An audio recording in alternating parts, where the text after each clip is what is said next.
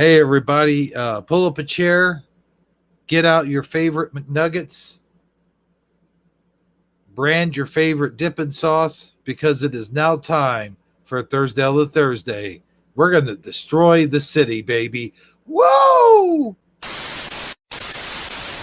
Up from the depths, 30 stories high, breathing fire, his head in the sky. Godzilla, Godzilla, Godzilla, and Godzilla.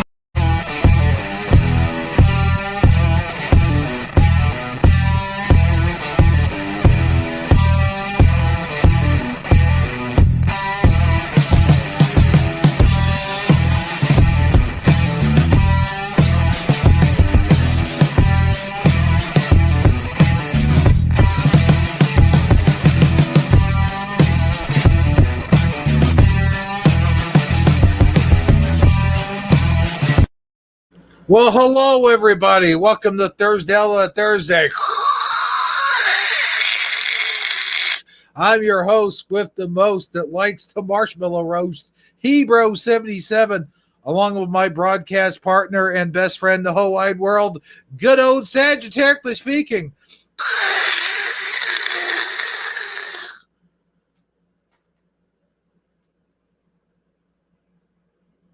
You ate a cat.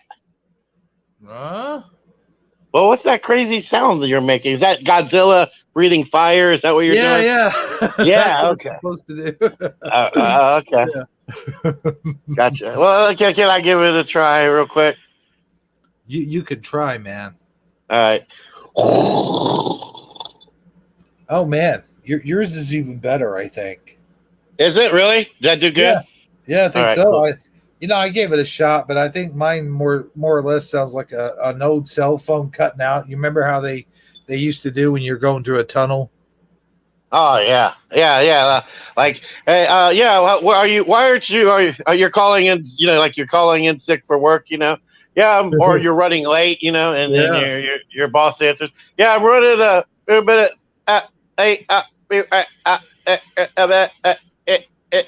That one. Have you ever heard that one before? Oh yeah, I've done that one before. I do believe. Yeah. And then in the line, and then you just hang up, and the boss is like, "Oh, well, I guess that's a call in." Yeah. Most of the time, I would call in sick because I had a hangover. Oh, really? Yeah. Okay. Well, that happens. That would be the Monday morning call in, right? Yes. Mm-hmm. Yeah. Oh man, boss, I can't make it today, man. I don't feel so good. Yeah, especially like right around the time football season starts and you're watching that 8:00 game. Right? No, that worked for a while, and then after a few days or after a few weeks, they catch on to your habits and stuff. Especially when you go into the same bar that they go into, then they see you and you're like, you can't call in Monday, right? I'm like, damn it. Oh yeah, unless they got your number and they start reminding you on Friday. Yeah, that sucks when that happens. Yeah. Well, so I guess what, man? I just looked in our chat room and we have a situation in there. Uh-oh, what's going on, man? We got Philo Fire and a feisty kitten. I'm not sure what kind of trouble they might be up to, but I think we better check it out. Well, as long as they don't start making noises like this, then I think we're good. I think we're all good. right. Okay, yeah. Maybe I'm just overreacting. That's probably what's happening here. But I tell you what, Feisty Kitten's wearing a different mask today. Huh. Well, we all got to evolve and, progress our from time to time. Heck, even I once in a while buy a new shirt. You know what I mean? Do you? I can't tell. Well, hey, you know what? If you are going to buy a new shirt, you should buy a Shifty Sunday shirt, baby. Well, I actually already did do that. Well, I never bought one, but I got one. So, yeah. It's kind of like fake it till you make it. Yeah. I'm just saying, like, the audience, like, I was throwing that out there. Oh, yeah. Teespring.com, Hebrew from Eternia, or Hebrew77. Which one is it? I do believe it's I don't know. Actually, I have to look it up. All right. Well, display it there on the bottom of the screen for those who may be interested. I will display. We sound like Pitchman, like from the old TV shows. The what do you call those? What are they called again? Infomercials. Yeah, we sound like we're trying to pitch an infomercial here. Just call the number at the bottom of your screen, 1-800-Shifty Sunday, bro. You know how YouTube channels constantly be like, oh, and today we're going to talk about the blah, blah, blah, blah, blah. But first, have you looked into gold investing? Gold investing is the future. If you don't invest in gold, then you need to check out. And I'm like, really? You don't realize there's a skip button here? Like, I just fast forwarded all of that. Right. I think Gary Frenchie does that the most. Like, he does that more than anybody I've ever seen, really. Yeah. But if I guess in a live stream, you're kind of just stuck having to listen to it, though. But it is what it is, I guess.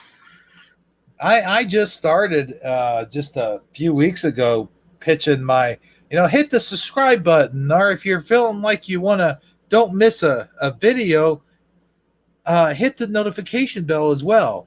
I just started doing that. I hope that's not I mean, it's cool, and I get why people do it. In the off chance that there's somebody there who doesn't know how YouTube works and where the buttons are. Right. Well,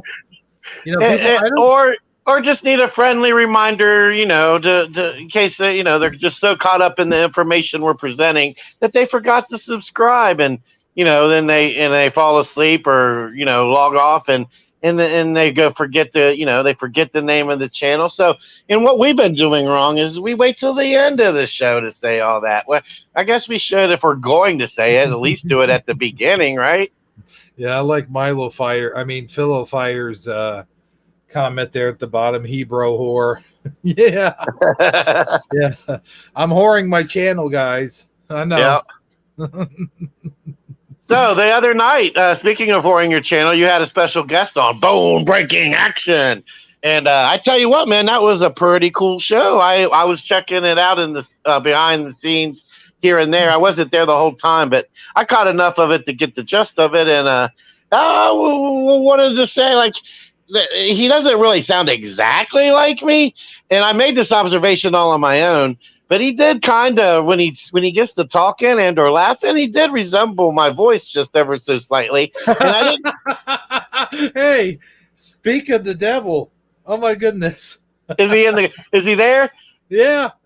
You did a great job filling in for me the other day. And I want to tell you happy belated birthday there, sir.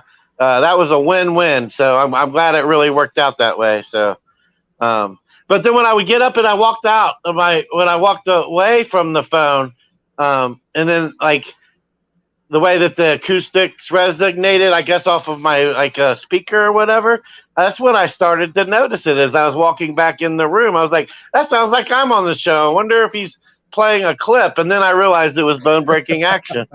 Yeah, he's that good. He would be good at imitating your voice if he ever decided to do a stop motion Mandela family video like I do. Oh yeah, if you ever wanted to put Saji in a wrestling ring where he was like the scrub wrestler who's going to get his ass kicked. Yeah, like the what's the word I'm looking for here? Jobber. Yeah. That'd be. You have my permission to do that. I'll dish out as much punishment as you can take there. You break every bone that you want to. Bone Breaking Action. Well, hey, you know what? I want to mention something about Feisty Kitten's mask there. Her mask kind of reminds me of the Legend of Zelda Majora's Mask, like the mask from Majora's Mask. Like, I guess it would be Majora, Yeah, well, I mean, since it's her mask, or I shouldn't gender, but you know what I mean. Well, we know Feisty Kitten's a girl, though. No, I was talking about Majora. Oh, Majora. Yeah. I don't know what Majora is. Just an entity, I think. Oh, okay. Yeah. Hey, speaking of entities, me and Bone Breaking Action were telling ghost stories the other night. Yeah, I know. Did you guys freak each other out? Well, no, but he had some good stories and I had some okay stories. Mine were halfway decent. I mean, I say that because I don't want to, like, pat myself on the back or nothing. But Uh huh. did I ever tell you the story of the towel that changed faces? Hmm. The towel you said? Yeah, the towel.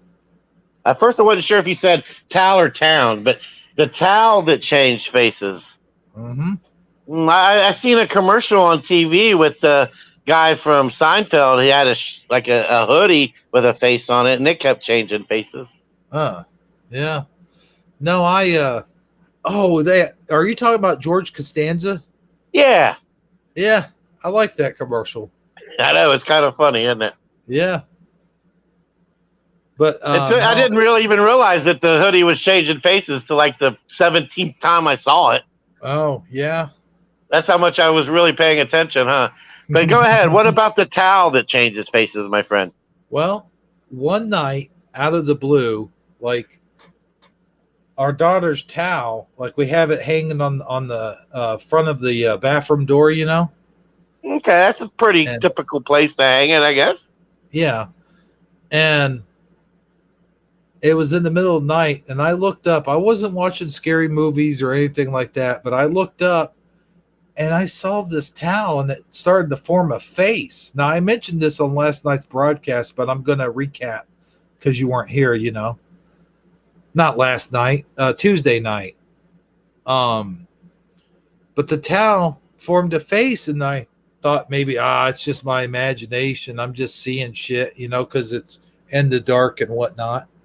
Yeah, I And mean, I so, do that all the time. Well, not all the time, but I've done it before. Like the shadows or the way, like something like if it's dark in the room, it just looks kind of ominous or creates a silhouette that's disturbing. But Mhm. I digress. Go ahead, finish the story.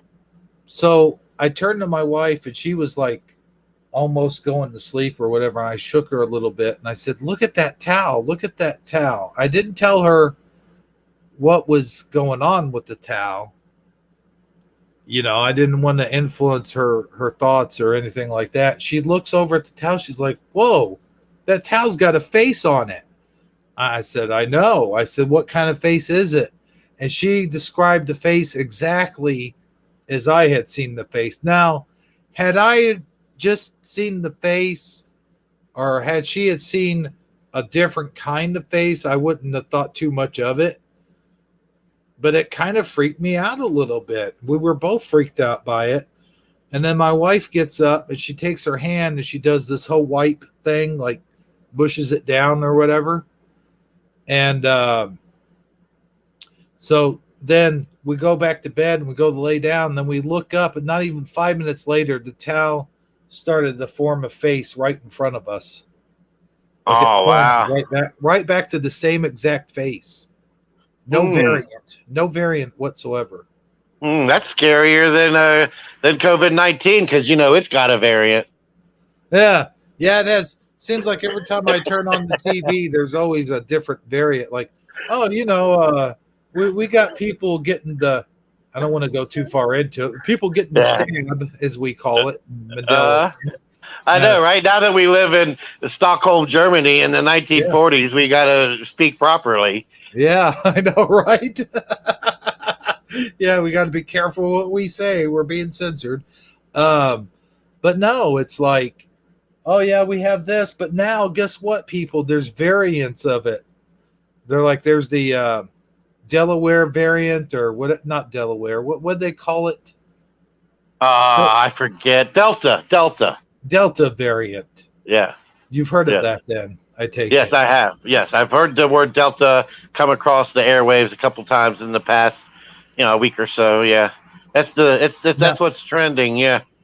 Now, when I hear the words Delta, I either think of two things. I think of the airplane, or not the airplane, the airline, or I think of Delta Force with Chuck Norris. All right. Yeah. I mean, what is Delta? Where is that? No, I think it's kind of like the thing like with Alpha, Beta, and then Kappa, Delta. I think that's how it goes. Yeah. Okay. I was thinking it was a place for some reason. Oh no, I think it's just like a call sign or insignia. It is a symbol, like that whole triangle thing is called a delta, I think. But I'm Okay. not really sure. I would have to look it up. I don't want to give. I don't want to assume I know, because I try not to be that guy and pretend like I know when I really don't. So I'm just Oh, going to yeah. say I'm not sure. So, with all that being said, and out of the way, now that we've scared half our audience, let me- That means we're off to a great start. oh yeah, for Scary Thursday, You want to give the room a proper shout out, my friend? I will give them some kind of shout out. I don't know how proper it will be.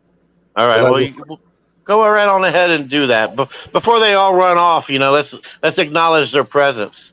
Oh yes, tell them how grateful we are for them being here. And that is the truth. That is probably the most truthful thing we'll say all day. Is we are very thankful for everybody who shows up to listen to our humble show. Mm-hmm. Speaking of humble, I've got the Teesprings thing going down there at the bottom.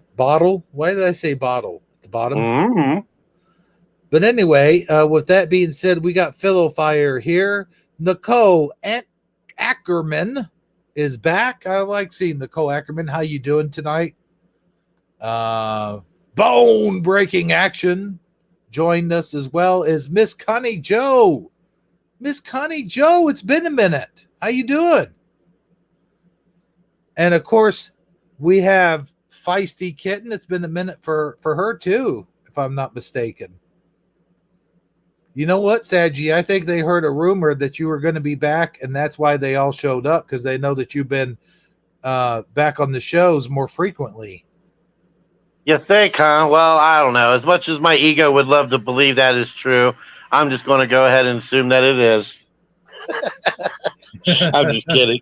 Right. No, I saw where Feisty Kitten said where her thing came from, but now I can't find the comment. Oh, it's from the game Night in the Woods 3. I have not played that game. In the Woods. But it sounds scary.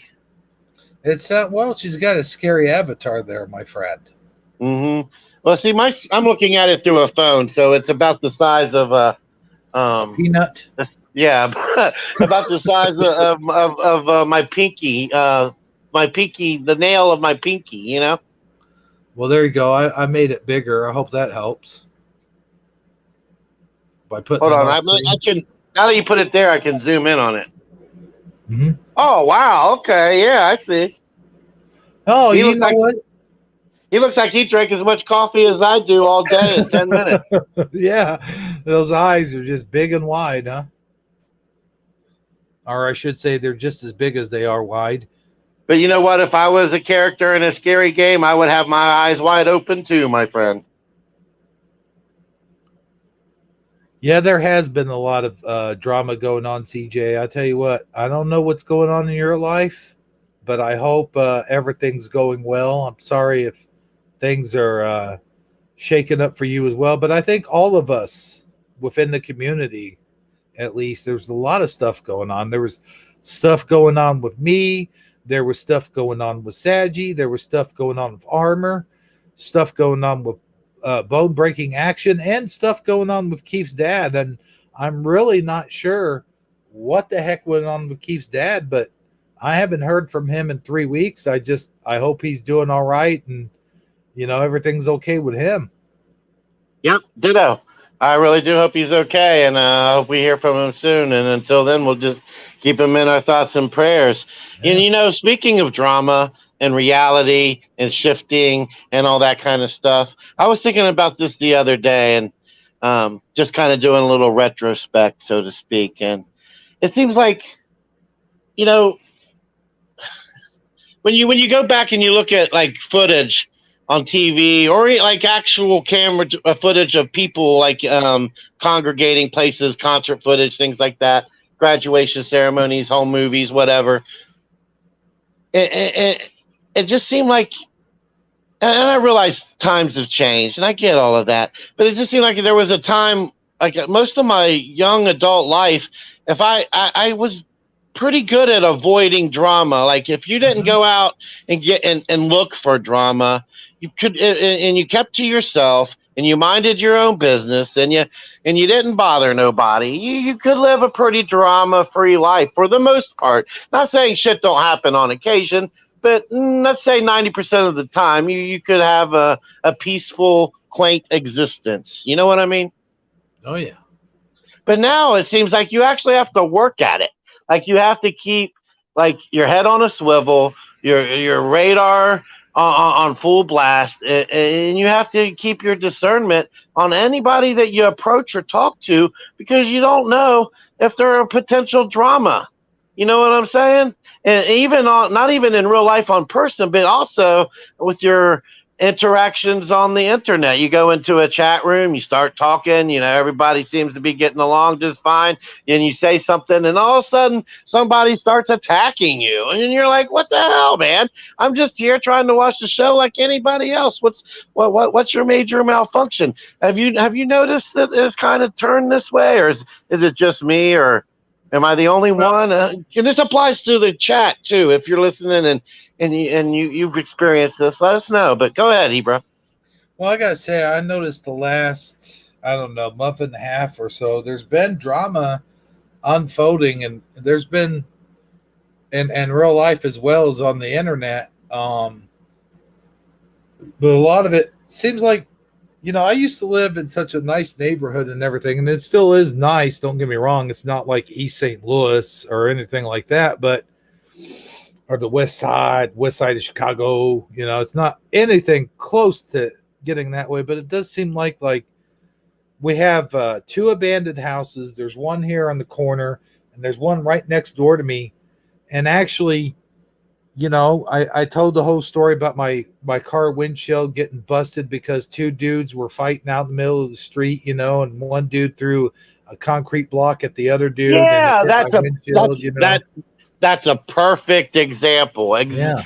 I mean that's exactly what I'm talking about. I mean, how many times growing up have you seen a fight on that street in front of your house? Never. Yeah.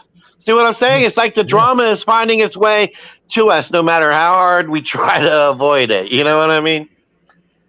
But with that being said, I mean, I haven't lost hope. I honestly do believe things will get better. I just don't know how much worse they're going to get before that starts to happen. That's my main concern, I guess, Right. And then you have internet drama, of course. And that's why I left Facebook, because there was a lot of internet drama, especially between family. And it seemed to get even worse.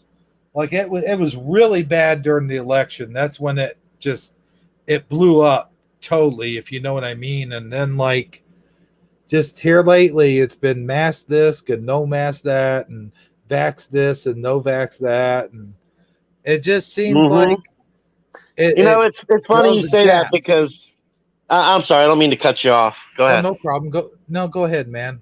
No, I mean, I couldn't agree with you more. And I'm sure that you're not the only one experienced this. I think that it's I can say from personal experience, like I have family, that has been pressuring me to go get the vaccine because they're sold. They really believe that it's the make all break all thing that's going to resume everything to normal. And don't get me wrong, I want everything to go back to normal as much as the next guy. But I don't like the way that my family is going about trying to literally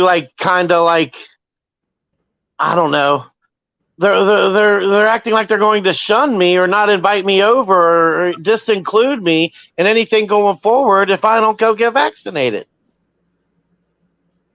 And I don't know how I feel about that, because when once that started to happen, it made me. This is my knee-jerk reaction. It made me want to educate them, or red pill them, mind you. Like I want to start sending them the stuff that I've read, the things that I've heard, the research I've done, and then and if they agree to absorb that information, and then they still feel the same way, then we can have a real conversation about it. But I can't there's no way I can try to explain it to them in my own words. Because I'm not a doctor, you know. Right. But I've listened to doctors, and you know, there are people online who give something other than what the narrative is. And I'm trying to be super vague here to not, you know, get Yeah. Right. you know, Trigger yeah, YouTube. Right. yeah, Yeah. to trigger any algorithms. But I'm just saying, it's put me in that situation, and where I've in the past I've respected our differences. You know, we were able to respect our differences. They can have their ideology. I can have mine. I can. We're family. We can get past that. We can still sit together and have Thanksgiving dinner and go to a cookout and have a pool party or a birthday party and a get together and somehow form an Yeah. amicable, fun time, right? But I don't know. I don't know. I don't know. I just don't know, my friend. Mm. Well, I'll tell you, the other thing is like, and I'm not making this up because this has been on mainstream media as well, as they're talking about how the jab, we'll call it the jab, um, has been given people, even people as young as 16-year-old, like heart attacks and heart palpitations and stuff like that. But I'm not saying that that's what it does. I'm not saying that it's all for everybody. It's that way for everybody. I'm saying it seems like an awful lot of people are experiencing this, and I think that's mostly coming from the Pfizer one, but I Well, don't no, know. no, no, no, no. I mean, yeah, it's not. It's actually AstraZeneca, and I Oh, don't know if okay. you can hear me, but yeah, in Australia, in the UK, they've decided to stop giving it to people under the age of 60 unless they've already gotten the first one. Then they can go ahead and get their follow-up one. But going forward from this day on, they're going to quit giving it to people who are under the age of 60 because they're saying the risk is greater than the reward. And Right. I honestly, you know, I kind of agree with that. Like if I was over 60, you know, I would probably I might consider it more. You know, like I would be more. Mhm. I could see that, and if my grandma, if I had a relative that was over 60 and wanted to go get it, I would personally drive them up there to go get it if that's what they wanted to do. You know, I wouldn't have no bones about it. If that's it's their choice, if that's what they want to do, right? But Mhm. when it comes around to you being been somehow like bending your arm and twisting it behind your back and trying to force you to go, that's where I have a problem with it. And I don't mean literally. I mean in the way that they're treating us. It's almost like you're going to become a second-class citizen in the eyes Yeah. of many unless you can prove that you've done it. You know what I mean? And that's where I think it gets a little bit sticky icky, a little bit slippery slopey, a little bit nopey dopey, if you know what I mean. Yes, I know exactly what you mean. Um, I and you know that's really all I have to say about it going forward. I mean, Yeah, I don't I want to talk about that all night. And it's yeah, just it really is like a concern of mine, and I don't want to turn this into that show. So no, no, no, I'm pretty sure though that the people out there, our audience mostly probably is feeling the same way. Though I would have to say that we're not the only ones experiencing this.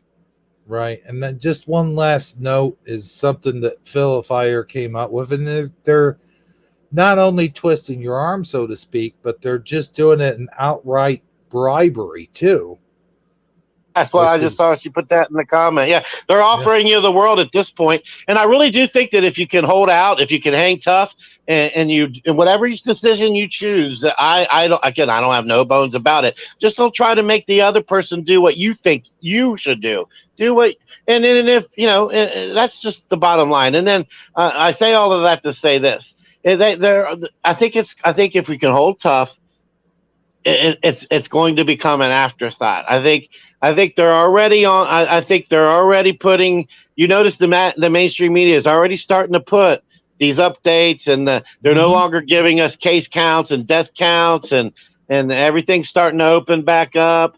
yeah, It's really going to boil down to if the government pursues this whole passport thing, this whole, and I think that I don't think they're going to pull it off on this round. But I do think that I think the writing's on the wall that it's coming down the pipeline eventually. That we will have, we'll have to pull out some kind of document, not just for this particular one, but for any vaccination that they come up with that they feel like we're going to do it in the name of public safety. We're going to give up a freedom in the name of safety, In the name of safety. Yes. Give in the up name your of freedom. In the name of safety with a pocket full of shells. Oh, I'm sorry. Go ahead. Oh, I know. It did kind of sound like Zach De La Rocha there, didn't I? Yeah. Yeah. I think it was Benjamin Franklin. I don't know. I can't remember the exact quote, but it was like, if you give up your rights in the name of security, then you deserve neither. And I think that statement rings true. But I do think, I don't know how much you've been following this, but they just released a story not too long ago where I think it was in the Wall Street Journal. I could stand corrected, but basically they you know how the fingerprint was like revolutionary and solving crimes, back in the mid to late 80s, early 90s. It started just become, they started prosecuting people. If your fingerprints matched you on the gun, you were the guy who did it, right? Right. Yeah. Well, and that's true, I guess. Coming out with like hair follicles and stuff like yes. that. Well, see, the thing is, now your residue DNA is fair game. For instance, i.e., example.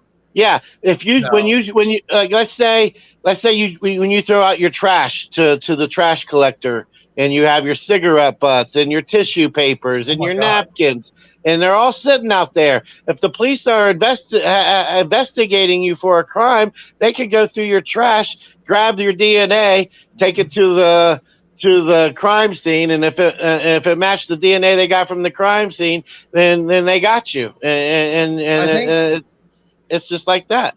I think the rule is trash becomes public domain once it leaves the curb. I think that's the rule. Yeah. I'm not too sure. It may become public domain once you set it on the curb because that's city property. I'm not sure. Yeah, I'm not 100% sure, and it might change from state to state, but basically you're looking at them being able to. I can't remember the name of the actual incident, but we talked about this once before. How the cousin did like a DNA test of the guy that actually did the crime, and then they were able to solve the crime because his DNA was closely enough related to the person that did it. All they had to do is go through his family, have his close family members get a DNA test, and then they figured out who did the crime. They really can just basically, even if you haven't submitted your DNA into the database yet, if your brother has, or your father has, or your cousin has, or your uncle's brother has, they still have a pretty good idea what your DNA is, even though you haven't personally went and gave them yours. You see what I'm saying? Well, I'll tell you what, that's the thing about it is like pretty soon it's going to become like what's that movie with Tom Cruise in it? Minority Report. Yeah, that's where I was going. You read my mind, man. Like that's what I was going to say next. So yeah, it really is. That we're looking at how they can take your DNA profile and not only tell you like based off of your DNA what like the obvious stuff like what genetic traits you might have as far as like your hair color and if you're susceptible to cancer or whatever, your medical conditions and stuff. But will they be able to predict if you're going to be a successful leader, or an element of criminal society? Are you more likely to become addicted to drugs? Are you more likely to be a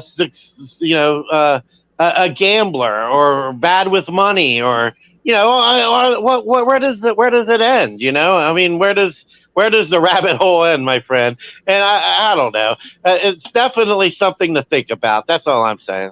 Something to think about. Give them something to think about. Ugh. Yeah, Hmm. I got you.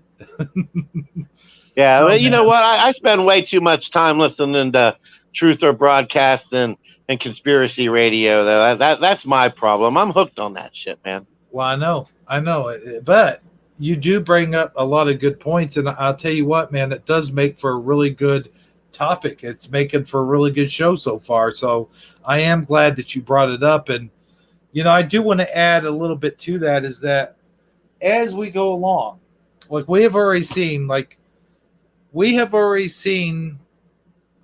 our freedoms go away little by little, one by one at a time, little by little. And it's not that they're forcing our freedoms away. It's that not we as in you and me, but we as a whole, I said whole, um, are gladly giving them away little by little.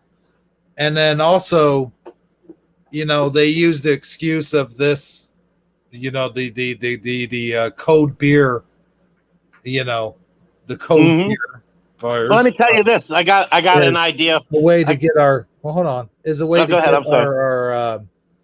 our freedoms away. They say, well, it's for the greater of good, as you said earlier. You pointed that Hmm. out, if I'm not mistaken.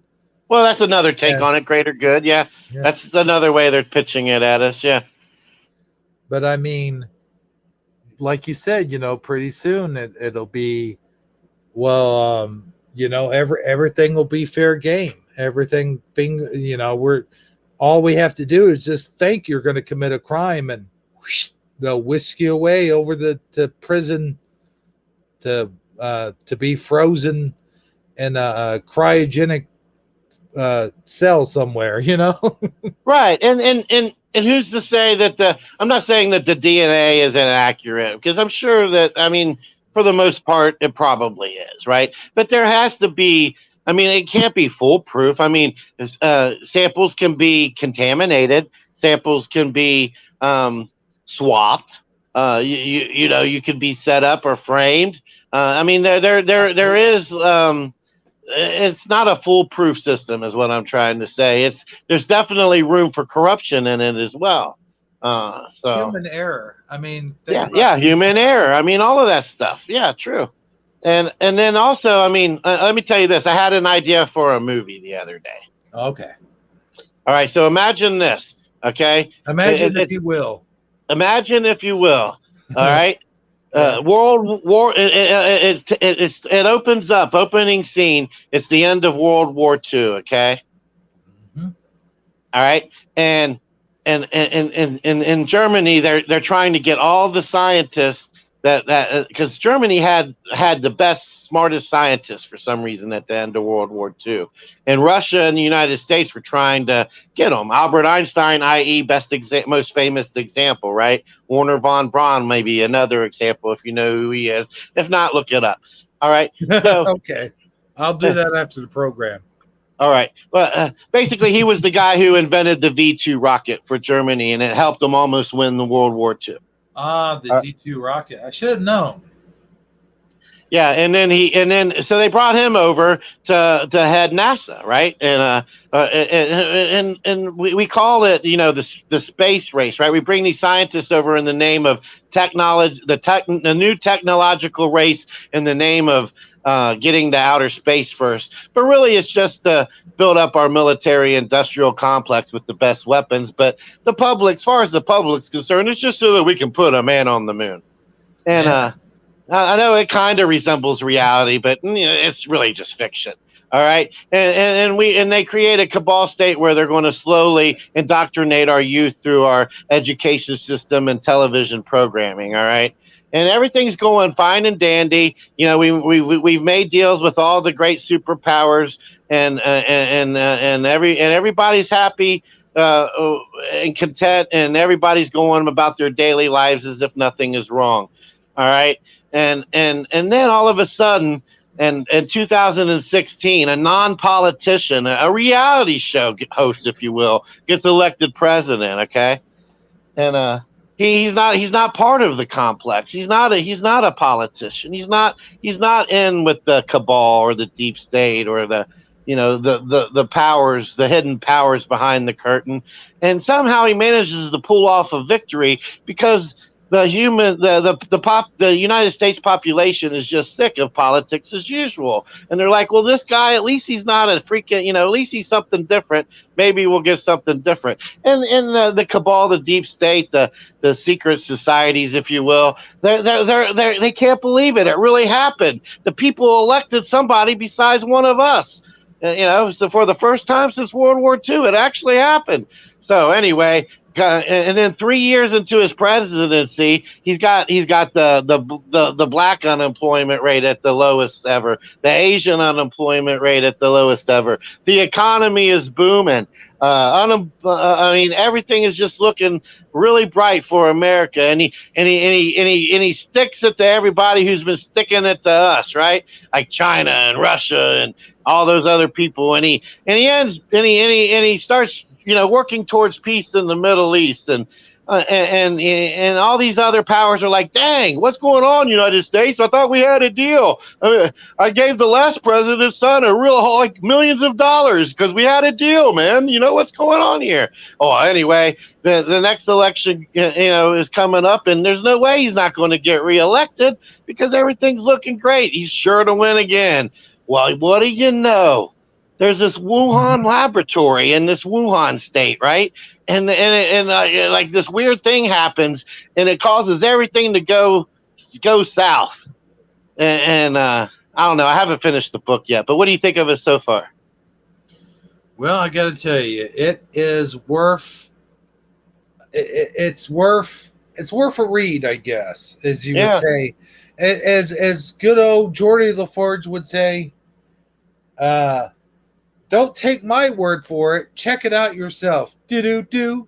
All right. Well, that's enough. I know you're not a Hollywood producer or anything. You can't help me get it made, but I just thought I'd run it past you. But it looks like Eddie Von King just stopped in and said he just got a phone call from Donald J. Trump. Is that right? All right. Well, how did your phone call go there, Mr. Eddie? Did he call you to invite you over for his birthday party, or what exactly happened there? Yeah, you got a really great call. It was a great call. It was probably the best call ever. Yeah, that was a good call. But speaking of Donald J. Trump and politics and funny business and funny things and things that are just funny in general, I do believe you have some memes to share, some mean memes. Well, what do you mean? What do I mean? Well, what do you mean? What do I mean memes? Yeah, I actually do have quite a few of them, 20 to be exact. All right. Well, let's dig in, shall we?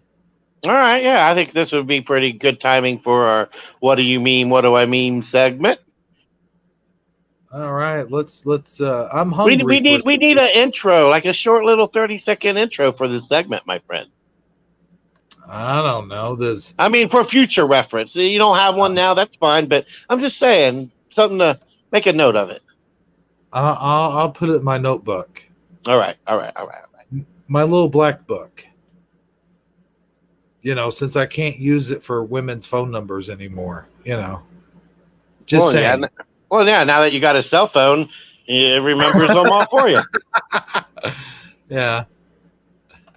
Gosh dang, I scrolled up too far. Okay, hang on just 1 second. I put them all together for you. I'm sure you noticed that. Oh, yeah. Well, hey, this first one is our sponsor, I do believe. Yeah, but it's normally the guy from himself, Leonardo DiCaprio. Mm-hmm. Here we go. Let's go ahead and bring up the memes. Here's the first one here. There we go. So I don't really, yeah. I mean, I I just get thought it. you would. I thought you would like that one since you're. I mean, since you're sponsoring Oh yeah. his products and everything. Speaking of sponsoring products, I guess this is a good time as any to bring up later tonight around 10:30 my time, 11:30 your time, I believe. I've got some wrestling coming on. It's a special premiere of King of the Ring from 1989 in stop motion. I think some of you guys might appreciate that. Eddie Von Keen, I think you'll appreciate it. And this, I think especially bone breaking action would really appreciate it, probably. I don't know. Can you have a movie or a video come onto your channel while you're live streaming? Oh, yeah. Oh, I never knew you could do that. I mean, I guess in theory it would. I mean, why not, right? I mean, Yeah. but yeah, okay, go ahead. I'm sure it'll be awesome. Like, yeah, it's. I'm sure. I've seen your other wrestling movies, so We got a problem here. Hold on. Let me take off this ticker. I I could. Oh yeah, the ticker. Yeah, it's trying to mess with our verbiage there, isn't it? Yeah. Here we go. All right. Logging onto social media during Pride Month. Look at poor Homer. He's just beside himself there. Yeah, he's not really sure what to think. Yeah. They do a I lot with like that it. scene. They do that. I can remember like Facebook when everybody would change their profile to match whatever the thing was, and they still do Uh-huh. it. I'm sure. That's Oh, I'm exactly what sure. I thought of when I saw that. Yeah. Mm-hmm. I like that one. That's a good one. All right. Let's see what else we got here. We got this one. Some of them are like PG-13, so just to forewarn everybody.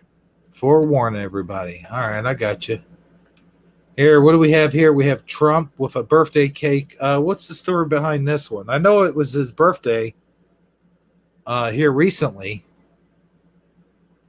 You got to zoom in really close on the cake, and Okay. if you All do, right. you see the presidential seal, and then right under the spoon it says, "Joe, you know I won." Okay. Let's do that. Oh, there it is. Okay. Oh boy. That's pretty funny, dude. And notice there's 4 candles on the cake for 4 more years. Oh, okay. That's what that's all about. All right. I got you now. Yeah. All But right. really, the art of Photoshop, if you look at that closely, he's holding a pen and he's actually getting ready to sign whatever is laying there on the table because nobody would ever stick a cake on top of all Right. of his paper. Right. Yeah. But it was clever. Very good meme indeed. Okay. Here's the next one. But I know it was his birthday recently. Yeah, that's when I found it. It was kind of like, I'm sure they kind of were trying to do it in honor of his birthday. A lot of these seems like they're going to be kind of political in a way. A little Yeah, bit. well, that's when you go on Twitter, almost everything is, man. It's hard to find stuff that isn't political, let me tell you. The topic wasn't about me, but I'm just always on your mind. Yeah, it's funny. It's like we talked about this a while back, like when CNN, like when asshole got elected president, and CNN, we were talking about like what are they going to talk about if there's no Trump in the White House? They won't know what to do with themselves. They'll go out of business, because that seems like all they could ever talk about was Trump, Trump, Trump, Trump, Trump, Trump, Trump, Trump, Trump, Trump, Trump. You know what I'm saying? Yeah, you're right. And you know what? Most of us have moved on. Yeah.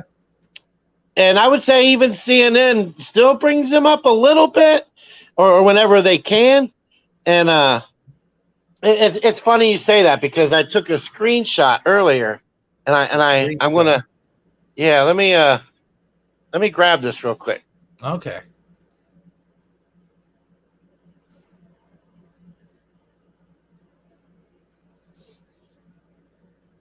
Just bear with me.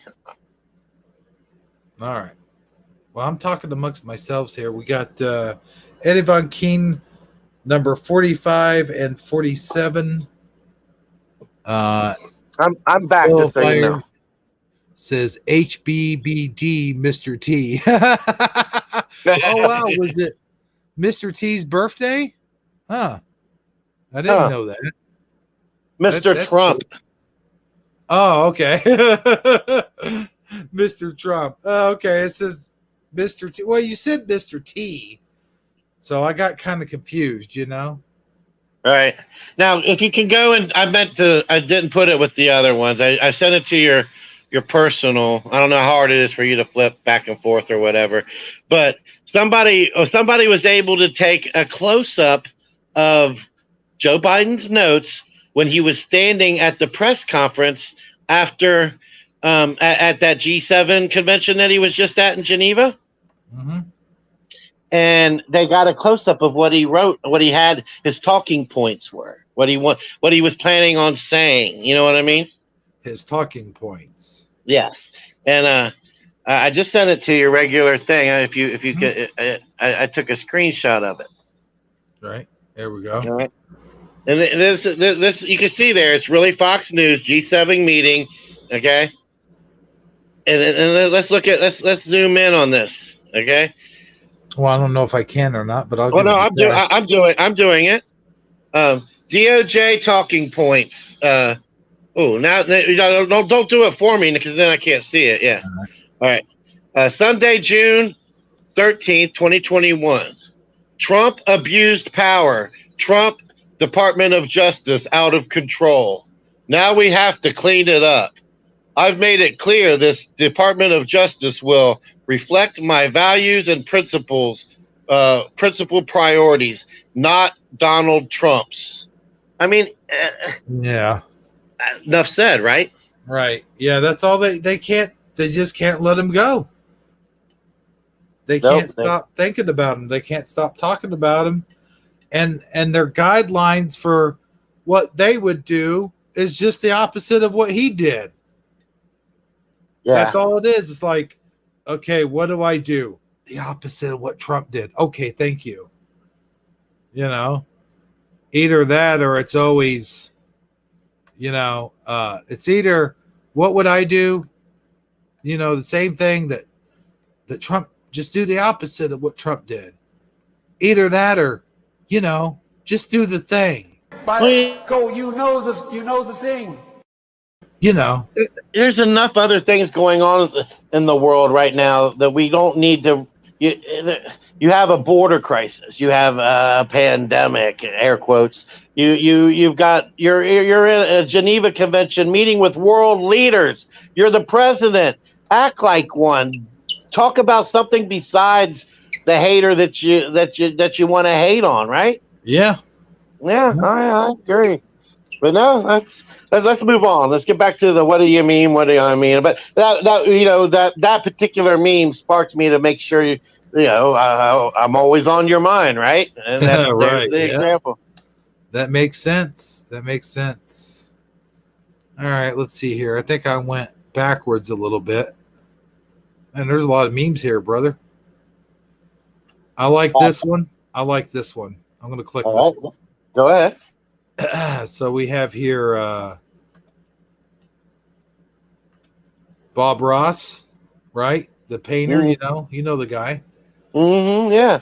No mistakes, just happy accidents. Mm-hmm. Now, do you get the context of this? Do you know what's going on here?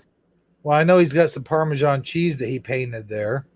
Well, see, that's Hunter. Your buddy Hunter. Oh, is that okay? I see the face is Hunter. I get it. Yeah, and he was doing his interview he did on I forget what show he was on. He said, and when he was really strung out, that one time he was on the carpet looking for crack, and he tried to smoke Parmesan cheese by mistake.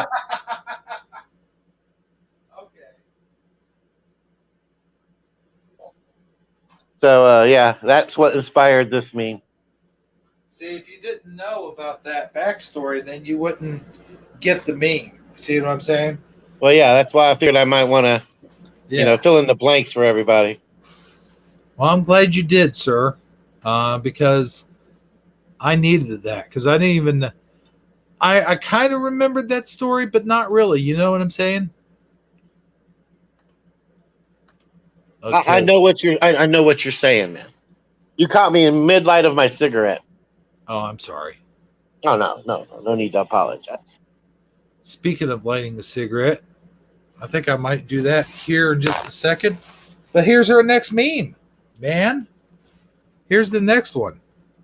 All right. I'll let you read this one. I'll tell you when I can see it.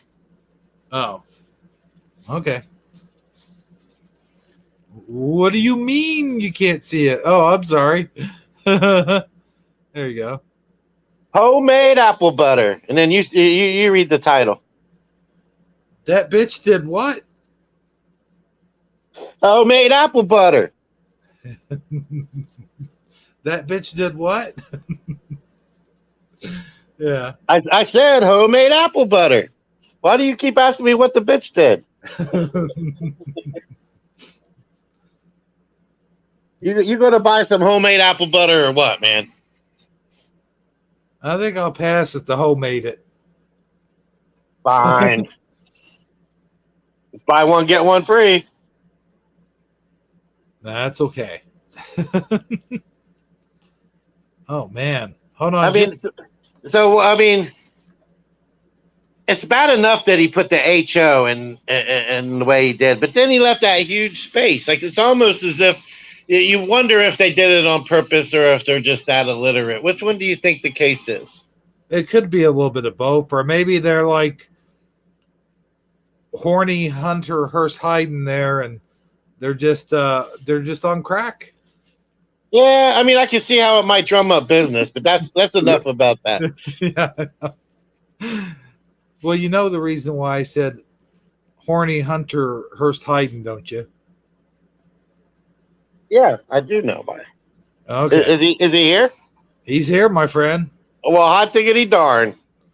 Well, hot diggity hot dogs, because I got a freezer full of hot dogs, man. I'll tell you what. I don't know what that has to do with anything, but I know that it's like one week I went shopping and I got some hot dogs, and then the next week I'm like, did I buy hot dogs? Oh, I better get some hot dogs. So then I bought hot dogs that week, and then I got them home and said, oh shit, I already had hot dogs. And then and then the next week came along and I'm like, well, I need this, and that. You know how you do. You forget a few items, but then you got to go back. And so then I was like, I wonder if I need hot dogs. Well, I have regular hot dogs, but do I have cheese hot dogs? And then you try to get some cheese hot dogs, and then you're like, you get regular hot dogs again. So, oh my gosh, yeah. And all you really wanted was a cheese hot dog the whole time. Oh man, yeah. So I'm stuck with and here I am trying to sell you homemade apple butter. I'm sorry, man. Yeah. So I got like, I don't know what, 6 or 7 package of hot dogs. Yeah, you're ready for the 4th of July barbecue, my friend. That's right. Maybe I'll make another video about someone from Star Trek, or maybe someone from Star Wars this time looking for hot dogs. Who knows? A wiener sequel, if you will. Yeah. Oh, look at that! Pillow Fire made little weenie avatars. They're cheesy weenies, my friend. Oh, cheesy weenies. Okay. Frankenfooters, if you will. Did you hear what's going on in the UK with the whole sausage thing? No. Yeah, apparently, in I guess Britain, London, England, all that area, Wales and all that kind of stuff. I'm not real up on all my exactness on all the particulars there. Well, maybe you should ask your friend System Failure. I'm sure he might know that. Yeah, he probably Yeah. does. Yeah. Well, they have a specific kind of sausage. It's got a red wine and a particular spice in it, and it's like the bee's knees over there. They all love it. They're quite fond of it. It's their go-to staple. They eat it almost every day, right? Oh yeah. Well, anyway, there's something going on where it's Ireland, I think, Northern Ireland and regular Ireland, right? Well, apparently they're going to stop shipping this particular sausage to regular Ireland. Only Northern Ireland is going to get it. And somehow it's related to this whole Brexit thing, leaving the European Union, because regular Ireland left, but Northern Ireland didn't. I'm not real keen on all the particulars, but anyway, they're not going to ship these sausages to them, and they're all in an uproar about it. It would be like if they quit sending hot dogs to Illinois and only sent them to Kentucky. Right. How would you feel about that? I would be very upset by this. I would be like, well, you know what? Actually, I wouldn't mind so much as long as they keep shipping me the cheese dogs. Now, as soon as they run out, no, it would be whatever one you're the most fond of. Trust me. Oh man. Yeah. But I digress. What's our next meme look like? Oh, I don't know. I'm reading Phil Fire's whatchabadoodle there. All right, let me see what you got going on. Apparently, she's not a big fan of cheesy weenies. Oh yeah, I'm not either. I like to put my own cheese on my own hot dog. I don't like the factory to stuff it in there for me. That's just my personal thing. I don't know, but I mean, to each their own. If you're into that, if you're into cheesy weenies, that's you, man. I ain't judging. I think he did. He did say shifty sausage. Said you said shifty sausage. I do believe. I might have. Oh man, that got a legitimate giggle out of me, man. Well, that's I don't know what to say. I'll say it again if you want me to. Well, no, I mean Phil Fire's comment got a legit giggle out of me because I missed it. I didn't hear you say it. I didn't hear it either, but I believe it. We'll have to go check the tape. Well, let me ask the guys in the truck. All right, guys in the truck, roll that footage. Can you roll it back? Oh, no. They said they can't. So we'll just have to do it after the broadcast, I guess. Yeah. That's what I meant. Oh, okay. I didn't literally mean for them to go check it right now. Oh, okay. Well, you know, the guys in the truck, they get paid their weight in hot dogs. So I could just go out and knock on the van parked outside my house here, and the one that monitors everything I do, and ask them to run it. Yeah. Shoot, I need to start looking out my window. I think I might have a van monitoring everything I do. Wait a minute. No, that's the wrong van. I think that's Eddie Von Keen's van. Well, that's what I was going to say. I went out there. I asked him his name. He said, Eddie. I'm like, Eddie, huh?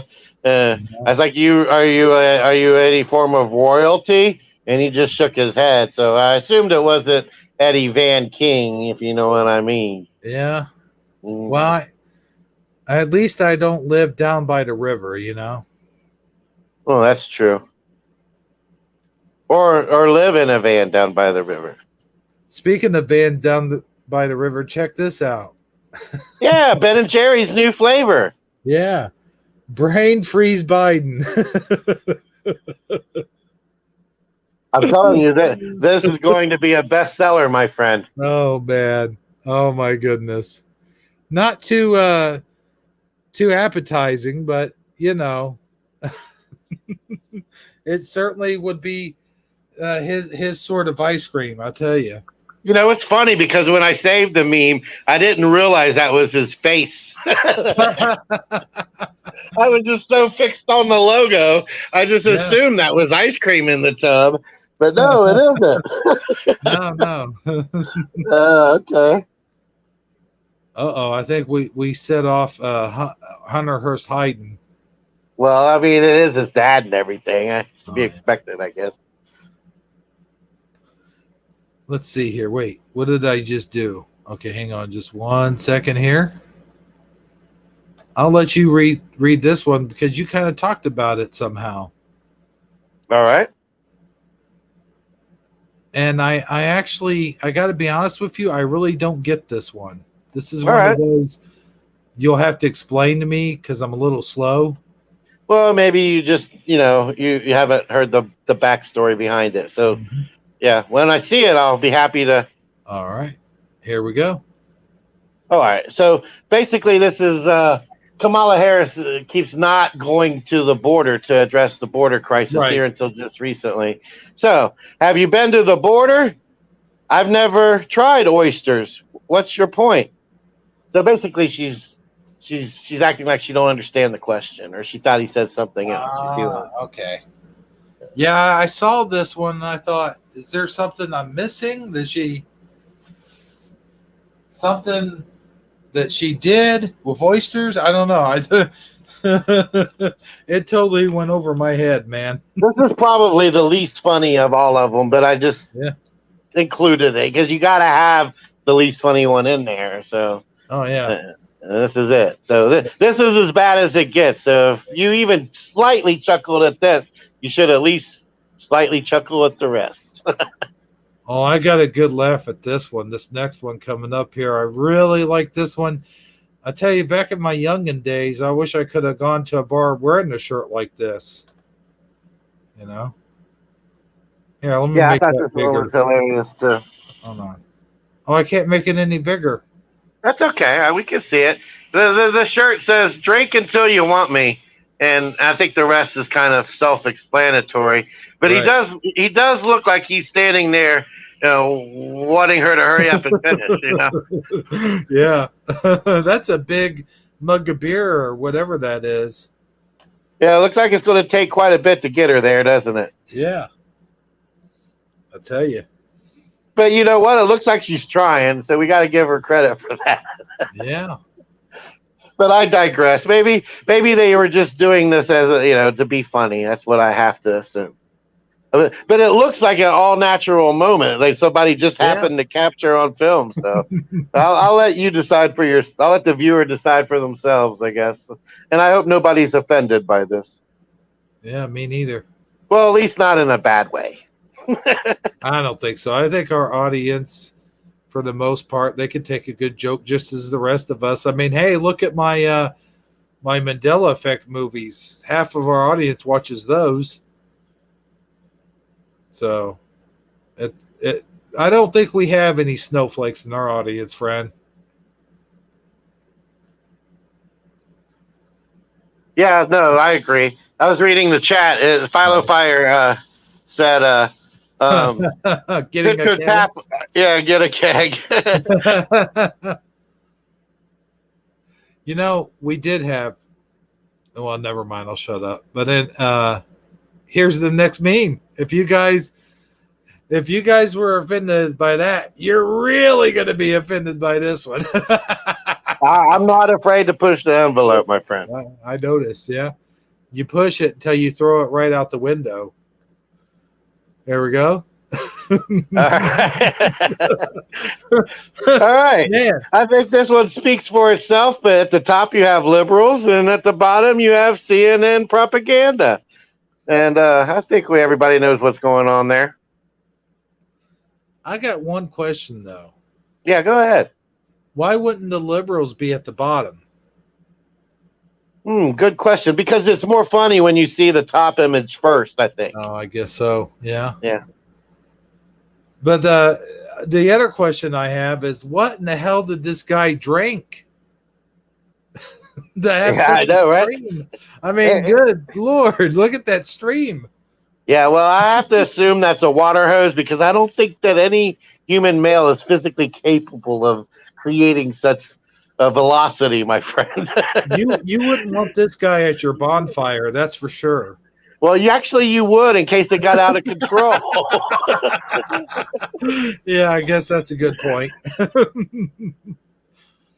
I'm saying, he gets a little drunk and decides not to not to go into the woods, you know. Oh man. Oh boy. What have we become, my friend? Okay, I think I showed that one. I like this one a little bit. Just for a little while. Yeah. A little bit for a little while. Here we go. All right. And this one kind of is self-explanatory, too. Fosse announces he's going to release a book all about his life as, in his career and everything. And how and what went, and then part of it's supposed to be about, when the outbreak occurred or whatever. But then conveniently his his emails, his personal email thing dropped, and so you got Fosse, his new book, and then unbeknownst to him, his emails are getting ready to take them both out. But I or think they so got the or so we thought. It seems like he's untouchable. Even this stuff coming out about him being a flipper flopper liar guy isn't enough to do him in. So I guess but he's you know what? untouchable. You know what though? They got the wrong animal there. Oh yeah, what should it be? It should be a lion. And why do you say that? You know, because he's lying. Ah, good point. Okay, that was a lame joke. I know. But Did you know he's the highest paid government official? That he makes over $300,000 a year, my friend. I don't doubt that. That's what I heard. I don't know if it's true or not, but that's what I heard. Mm.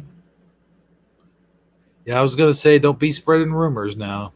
Well, I admit I have not confirmed this, but that's what I heard. I haven't seen this one yet until just now. This one's funny. All right, check it out, people. Investigating a global pandemic. Nothing.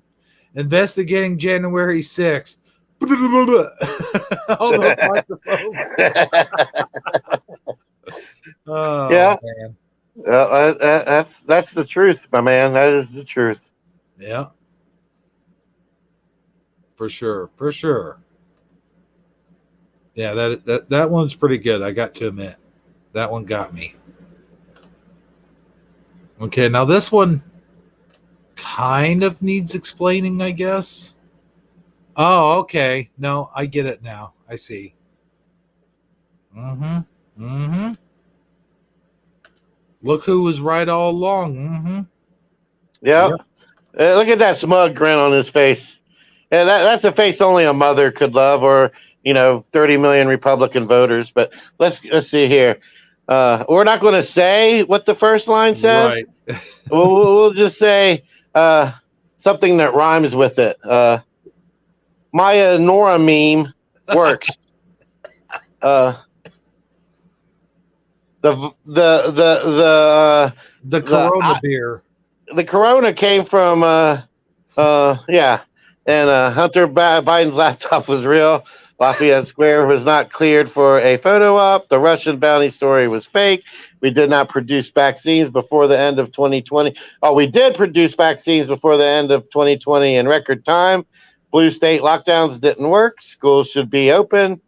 Critical Ray had a theory, and yeah. No, critical. I'm trying to throw off the algorithm, my friend. Oh, I get it. I get what you're doing. Critical Ray. Yeah, Critical Ray. Yeah, he had a theory about a disaster for our schools and our country, and I don't know what the Southern Border Security Program was unprecedentedly successful. Oh yeah, what do you know? Kind of looks like the Godfather there in that suit. Mm-hmm. Yeah, I thought that one was pretty good too. Yeah. All right, let's see what else we got here. I think we're getting towards the nitty gritty. Okay, I don't quite understand. Philo Fire. I keep wanting to call her Milo Fire. She liked his corsage. He had a corsage on his suit. Is this supposed to be I'll let you explain this one. Yeah, that's AOC, my friend. Okay. Yeah. And it's not Quaker Oats, it's Baker Hoax. Uh-huh. It's kind of clever. Yeah. All right. Next one. Okay, I already shared that one. Ooh. Let's see. Okay, here we go. And there you go. All right, I thought this one was awesome. All right, so at the top there you have the Cuomo death count. You know, he put all the elderly people in nursing homes at the height of the pandemic. And then you have the Fossey body count, you know, from all of his flipping and flopping and, you know, all that kind of stuff. And then at the bottom, you got the Clinton body count and outweighing them all. You see what I'm saying? Oh, yeah. And I don't know if you heard, but there was recently in the news a reporter out of, I can't even remember exactly. I want to say Georgia, but I might be mistaken. Might be a different state, but it's a southern state. But he was the one that did the whole Bill Clinton tarmac thing when Hillary was running for president. He exposed the scandal of Bill Clinton taking her to the side on the tarmac because she was investigating the emails or something like that and making some type of deal with her so that Hillary Clinton could stay in the race or whatever. And the reporter that broke that story, he just was recently found had committed suicide. And that adds to a long list of people that have begrudged the Clinton family, and they call it what is it they call it when you get there's a word for it. Somebody in chat help me out. What's like that again? The word for when you added to the somebody in chat, like the Clinton when you get knocked off, when you're another one who gets knocked off by the Clintons.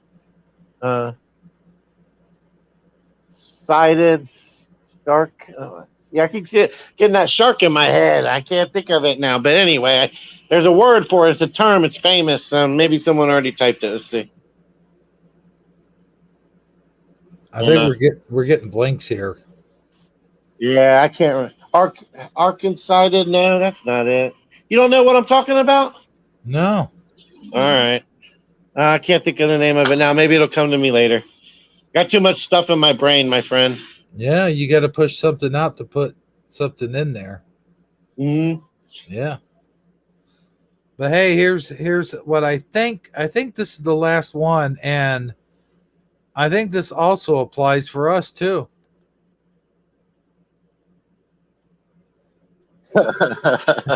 Yeah, YouTube waiting for Trump's speech to end so they can remove it off their platform.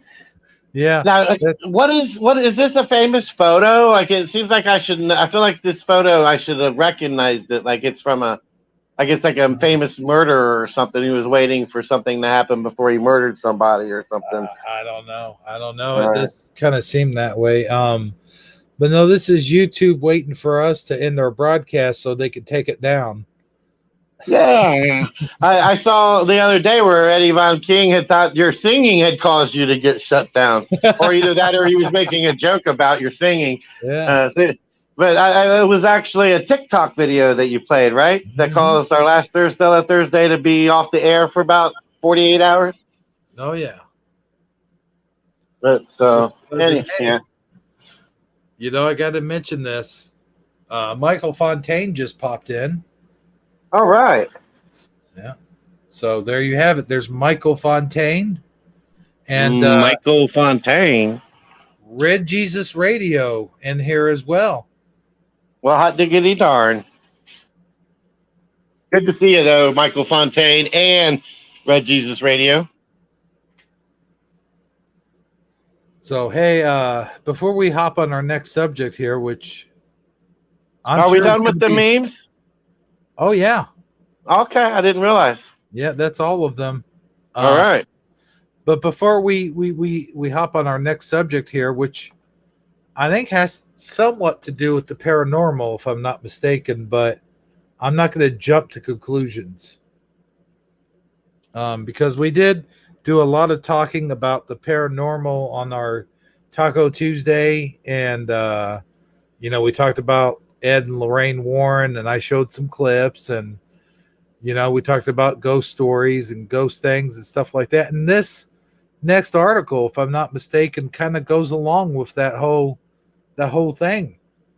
Yeah, I kind of stumbled across this on my feed this afternoon when I was just looking for, interesting things that might be worth, talking about on a broadcast. So I stumbled across this, and it seems like I think the story is a little like a few years old. So somebody, some of the people in the audience may or may not have already heard about it before, but it was news to me, and I thought it would be interesting. It's kind of creepy, but I thought it'd be kind of interesting to talk about it. But before we get to that, I do have one sponsor that wants to, in fact, two sponsors that wants to share commercials with us. All right, well, let's do it. It's not who you think either. Here we go. Here's the first one. I'm going to go ahead and play it. Hello, everybody. This is Al Harrington. Are you getting tired of waggy, saggy, baggy underwear? Underwear that stretches at the waistline? Well, you don't have to worry about baggy, saggy, laggy, jaggy underwear anymore. Buy Fruit of the Loom underwear. Fruit of the Loom underwear doesn't do any of that stuff. Fruit of the Loom underwear guaranteed to stay up. It's going to stay around your waist no matter how big your belly is, no matter how fat you are. Just remember, Fruit of the Loom, we stay around your waist, so you don't have to. Well, all right, there was that one. Fruit of the Loom underwear, and as you notice, the cornucopia is still gone. Yeah, I saw that. I know. I was looking for it. So we got that one, and here's one last one. You guys may or may not find this funny, but I sure do. So here we go. This one's kind of controversial a little bit. Hello, are you tired of kids that are constantly clogging up the toy aisle, no matter whether you're at Walmart or Toys R Us or Target or even Kmart? You can't go spend your weekends off from when you're not at work to go look at toys if there's kids continuously clogging up the toy aisle. Now, if you're tired of kids constantly clogging up the toy aisle, then use this new kid repellent. Spray kid repellent wherever toys are sold, and kids are guaranteed to stay away from the toy aisle. Use it in your local mall, Toys R Us, Target, Walmart, even places like KB's Toys. We repel kids no matter where you are. If you're an adult collector or you're just a guy who hasn't grown up yet because you watch those Toys R Us commercials saying, I don't want to grow up, I'm a Toys R Us kid, then use kid repellent. Kid repellent will keep kids 50 feet away from you, even when you're at the park just sitting around trying to do your own thing. Your kid comes up, a bunch of kids come up and ruin the experience. Kid repellent from Whamco. Okay, well, there you go. That was clever. I got one question for you, though. Uh-huh. Let's say, like, you're caught empty-handed or low on, repellent. You could just use, like, broccoli or peas, couldn't you?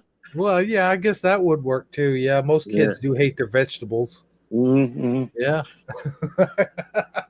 I think that's actually about 75% of what kid repellent's made of. Yeah, that's probably the active ingredient. Yeah. Oh, man. Way harsh, man. Just grab the kid's phone and toss it. Toss it down another aisle. Oh, and you said my thing was harsh. I wasn't talking about spraying it in the kid's face, although that thing did show the guy spraying it in the kid's face. Yes, it did. Yeah.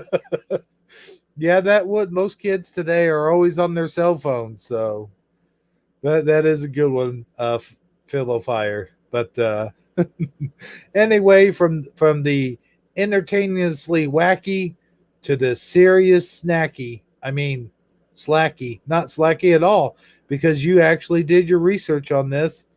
And let's see here. What do you got here for us tonight, Saji? Well, when I went to when I first came across it, it was one of those where you get to read like a paragraph and then click next and read a paragraph and click next and read a paragraph. I was like, nope, I ain't doing that. So I took the gist of the information and did a Google search, and I found that it got covered in lots. Like the Atlantic did a story on it. The I think it was in the New York Post or the Washington Post. I can't remember which now. And anyway, then I saw the Israel Times, the paper for Israel did a what's it say there? The Times of Israel covered it, and I'm like, you know what? That seems like that would be the one.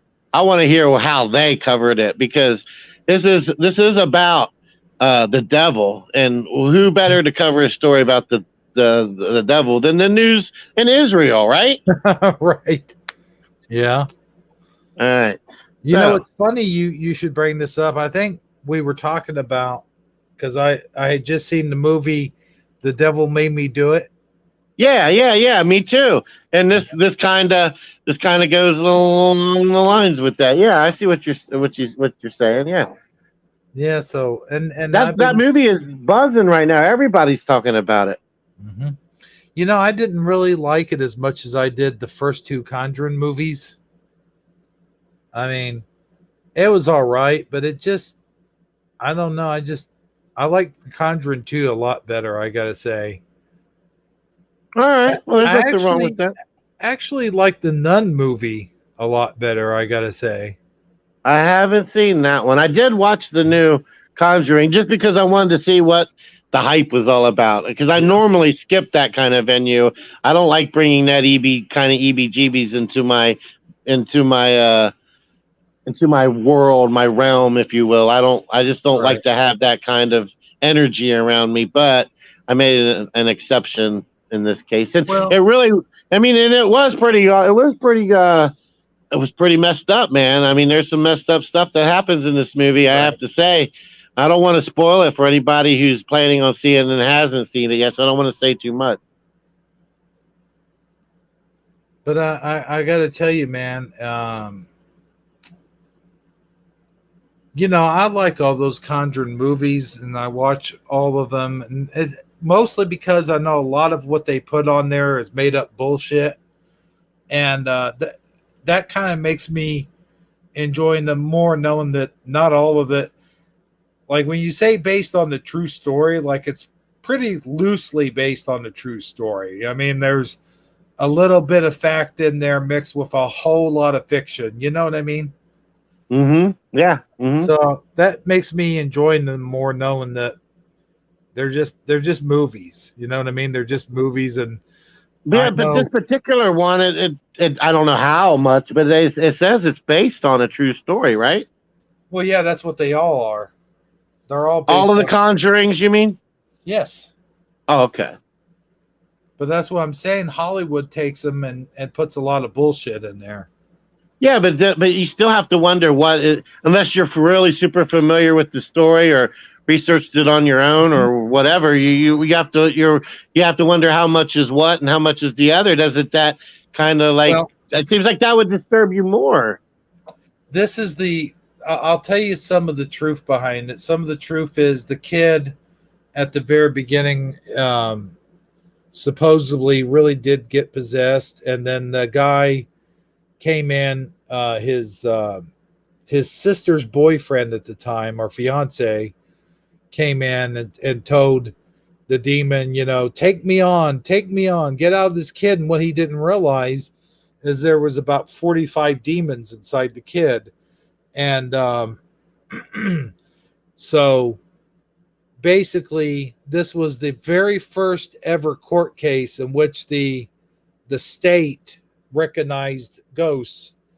But of course he eventually did end up losing the court case and served a 5-year sentence on I think it was a 25-year sentence, but he only served 5 years of it on good behavior. So it really was based on like that part of it. All of that stuff, the whole court case and all that was real, of course, but a lot of it, like I said, is Hollywood, and they did over exaggerate a lot of stuff that happened. That's all I'm saying. Oh, okay. So you're saying the special effects department didn't they slightly altered the footage, you might say, huh? Well, they did a lot more just special effects department. But anyway, I'm busting your balls, my friend. I noticed. Yeah. But no, I honestly, I enjoyed the movie more than I thought I would, but I'm not in a big hurry to go watch it again. I'll tell you that much. Yeah. But let's go on with our story here. I was sitting there while I was waiting for you. I noticed the ad there on the left. It says, John Lovitz. Yeah, getting serious for a change. John Lovitz reflects on childhood, faith, and Israel. That's the ticket. That's the ticket. Yeah. All right. Man. I don't know this writing. Well, By the way, neither do I. Before we get into this, there is a Devil's Bible, and I think it comes from the Dead Sea Scrolls, and that actually goes all the way back to when I forget. I think it was like the first Conjuring or whatever. They talked about the 16 scrolls or whatever, and it's called the Devil's Bible. So I don't know if they're going to mention any of that in this or what, but anyway, I just thought that was interesting, and I thought I'd throw that in there before you started reading the story. Well, I appreciate that. Thank you. Let's see here. The date is September 2017. So the story's a couple of years old. Go scroll up a little bit. I want to read the title out loud. Oh, I thought you. Okay. 17th century nuns letter from the devil finally decoded. 340 years later, researchers in Sicily turned to the dark web for a program to decipher mystery text. Now, if you could click on the actual letter there and bring up the image. I don't know if you can do that. Yeah, there you go. So this is the actual letter, okay? I don't know if I want to have that. We're going to open the doorway here, man. Right. And I'm just wanting you to get a chance to see like how it was. Like, there's no way that I could read that to you. You see what I'm saying? That's like some ancient text. You know what I mean? But it looks like it legitimately says something, and I just couldn't tell you what it is. So, and you know, it's like almost in a calligraphy type style, like type pen was used, you can tell. So it's definitely like 17th century, but let's move on. Let's get into the article here. All right. So, whoops. I can work with that. All right, there you go. All right. A coded letter written by a 17th century Italian nun who claimed it had been dictated to her by the devil has been deciphered by scientists. I'm already getting chills down my spine here. Yeah, I know. It lost me though when it got to the word scientist. Yeah, scientist. Yeah, I'm like, it should have been deciphered by like ancient Catholic priests or some old priest or something, not by scientists, you know. But I digress. Indiana Jones, maybe, I don't know, but I guess he's kind of a scientist, right? Yeah. All right. His dad, you know. Yes. Yeah. All right. So we'll just imagine it was somebody like that. Right. Using code-breaking software found on the dark web. Ooh. According to legend, Sister Maria, you want to help me with this one? With your Italian heritage, sister? Let's see. Sister Maria Crocifissa? All right. Yeah. Why does it gotta kind of sound like crucifixa? I don't know. But anyway. It looks like crucifix, like crucifissa. Yeah, crucifissa. Della Concezione. Concezione? All right. Anyway, that's who it is. Yeah. Okay, so we'll just call her Sister Maria because we can say that. Yes. All right. So Sister Maria woke up after fainting to find several letters she had penned in an unintelligible mix of ancient scripts. Since Sister Maria and others at the convent of Palma di Montechario believed the letters were a scheme by Lucifer to convince her to turn away from God. Only one sister of Maria's letters composed. Only one of Sister Maria's letters composed in 1676 survived, and its text has stumped scholars and code breakers since then. Earlier this week, 341 years later, researchers from Ludium Science Center in Sicily unscrambled. I need you to scroll for me, please.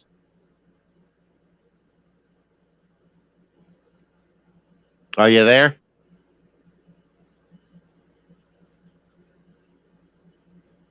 You went to go make you a Subway sandwich, didn't you? Mm-hmm. Right in the middle of my reading. Thought you could just get away with it, huh? Is that a picture of the? That's the picture of the place in Sicily, according to Wikipedia. That's where the convent, where the nuns, I guess, Man, resided. You catch me. I thought you were a slower reader than that. I honestly thought I had time. Well, as you see there, the image, that's the convent. Did you see that? Did you get a glance at it? I glanced at it. Yes, sir. Okay. All right. So we heard about the. Go back up. Okay. The center in Sicily unscrambled the letter using an algorithm found on the dark web. Okay, I read that. Algorithm. Yeah. Yeah, algorithm. We heard about the software, which we believe is used by the intelligence services for code breaking. Center Director Danielle Abbott told the Times of London, "We primed the software with ancient Greek, Arabic, and runic alphabet and Latin to descramble some of the letter and show that it really is devilish." I thought it said devilfish. I had there was a G.I. Joe toy. It was called the Devilfish. Just saying. All right, yeah. I think this is totally unrelated, but I'm not sure. Oh, all right. Shoot. Okay. All right. Well, the scientists concluded that the letters were. Right. Yes. Hey, let me ask you a question real quick. Yeah, go ahead. Does the scientist, when he was doing all this, I wonder if he told Sister Maria, just give me 1 minute. I just need 1 minute. Mm-hmm. Yeah, I'm sure he did. Yeah. I need 1 minute to get on the dark web. Yeah. Just 1 minute. Just give me a minute. Just 1 minute. Okay, go ahead, man. I'm sorry. All right. Well, after that 1 minute, he concluded that the letters were a jumble of languages and were composed and written by Sister Maria herself. She had become a skilled linguist during her time at the convent. The letters describe the relationship between human, God, and Satan in a rambling and inconsistent manner.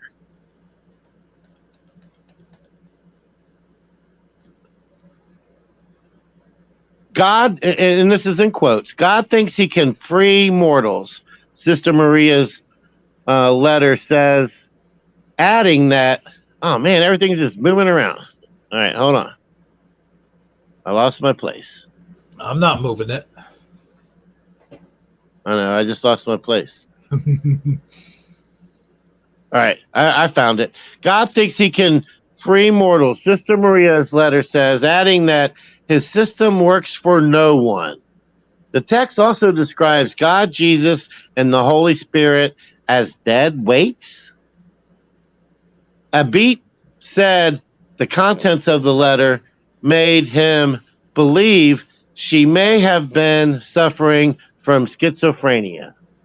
I personally believe that the nun had a good command of languages, which allowed her to invent the code and may have suffered from a condition like schizophrenia, which made her imagine dialogues with the devil, Abit told the Times. That has not stopped numerous interested satanic sects contacting me since I published our findings. All right, so right here, this is the meat and bones of the conspiracy. All right, the scientist is going to come to a quote-unquote logical conclusion. She was a skilled linguist, and she probably just had schizophrenia. And that's what caused her to write and all this ancient text that we had to go to the dark web to try to decipher the devilish message. And I don't even think they deciphered it. I think they just kind of, put a couple of, they figured out a little bit of it. But if she really was possessed by a devil, I'm not saying she was, or a demon or whatever, it wouldn't be logically explained, but there's no logical explanation that a scientist could give us, right? I mean, if it was really that. Now, if it was what, then there's the opposite, like the logical approach. A scientist is going to give you that. But what do you think? A nun living there in the 1700s kind of goes into like a coma type thing and starts scribbling all these things on letters in a text that that seems ancient and nobody recognizes even back then. I mean, what's your opinion? I want to hear what you got to say.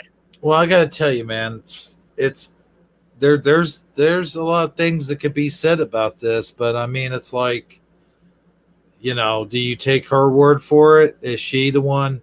Is she self-consciously doing this? Is she doing it to get out of the convent? What is her deal? Is she under possession? I mean, there's a lot of questions that could be asked here. I think it raises more questions than answers, but I don't think you're going to do it coming from a scientific point of view, because this has got nothing to do with science. This is religion, and science has no business inside of religion, really. And the other thing is, I really wish Armor was on our program here tonight to share his thoughts as well, because I'm sure he would have some really good thoughts about this. You know what I mean? Oh, yeah, I would love to hear his take on it as well. And I think that the bottom line, that's really what it all does boil down to, is you got to, I mean, each person's going to use their own discernment and that, and then apply their own belief system and then their own logical, because you're basically weighing logic against belief systems here. You know what I mean? But the article wasn't finished yet. Do you want me to finish it? Oh, I thought it was finished. It might be, but I thought there was more. It cut off. Hold on. Sorry about that. I thought it was. Oh shit! It might have been. I might be wrong. I thought there was more to it, but. Well, let's see. Let me scroll down here. No, that's. Wait. Read more. Jewish time. No, it just. That was it. Okay. Yeah. All right. That's fine. Yeah, that was it, my friend. All right. I did have that other thing I sent you. If you want to look at that, that's totally up to you. Oh, yeah, we can look at that. But the other thing I wanted to add is that when you are in this kind of work, the kind of work that she was in, and you, what year did you say this supposedly took place? 1676, if I'm not mistaken. I mean, you're talking about pretty early on. Well, not early on, but yeah, 300 and something years ago. There was a lot of I don't want to say suspicious and beliefs and stuff like that we don't exactly acknowledge or share today, but I gotta say, man, there's a lot of evil out there, and there is demons and demonic stuff. And if she was, but she wrote it herself, and that could have very well been a demon of some kind, or even Satan himself, who knows, writing through her. And when you got a scientist trying to decipher all this, to me, that's not exactly what you should have deciphering. Like you said at the beginning, like a priest, or at least some kind of clergy or something to do with the church. Somebody who studied ancient writings and religious writings. Yeah, I don't want to take this, because the scientist, like you said, is going to look for the logical explanation. He's not going to look for the spiritual information. And also, he's more of a debunker. Like, he's going to come at it as a debunking position in the first place. He's going to be skeptic. You know what I'm saying? Mm-hmm. Yeah, I totally agree. So I guess we'll never really know the answer. Is I guess you'll just have to. And I think that's going to be like the how many licks it takes to get to the center of a Tootsie Pop, my friend. The world may never know. But I'll tell you what. Here's what we should do: is when we do Shifty Sunday, we kind of have sort of a religious type topic to talk about on Shifty Sunday as well.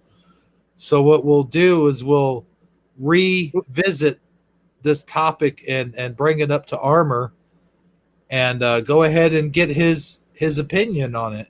You know what I mean? Yeah, we can show him the article before the show and then just see if he wants to chime in on it. And sure, if so, then we'll have him do so. That sounds like a good idea.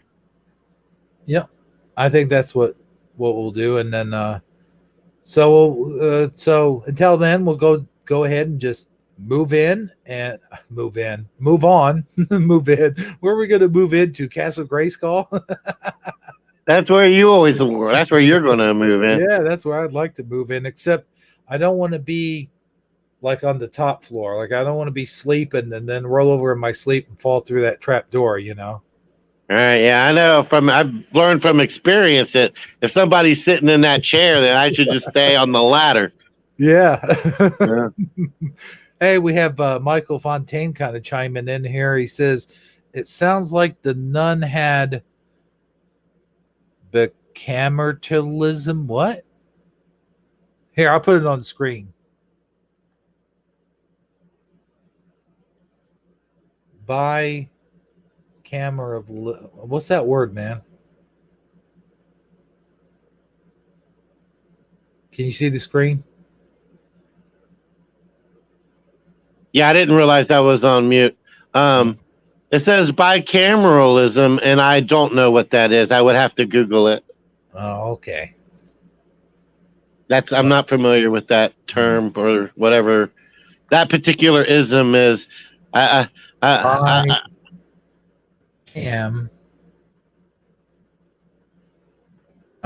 see here.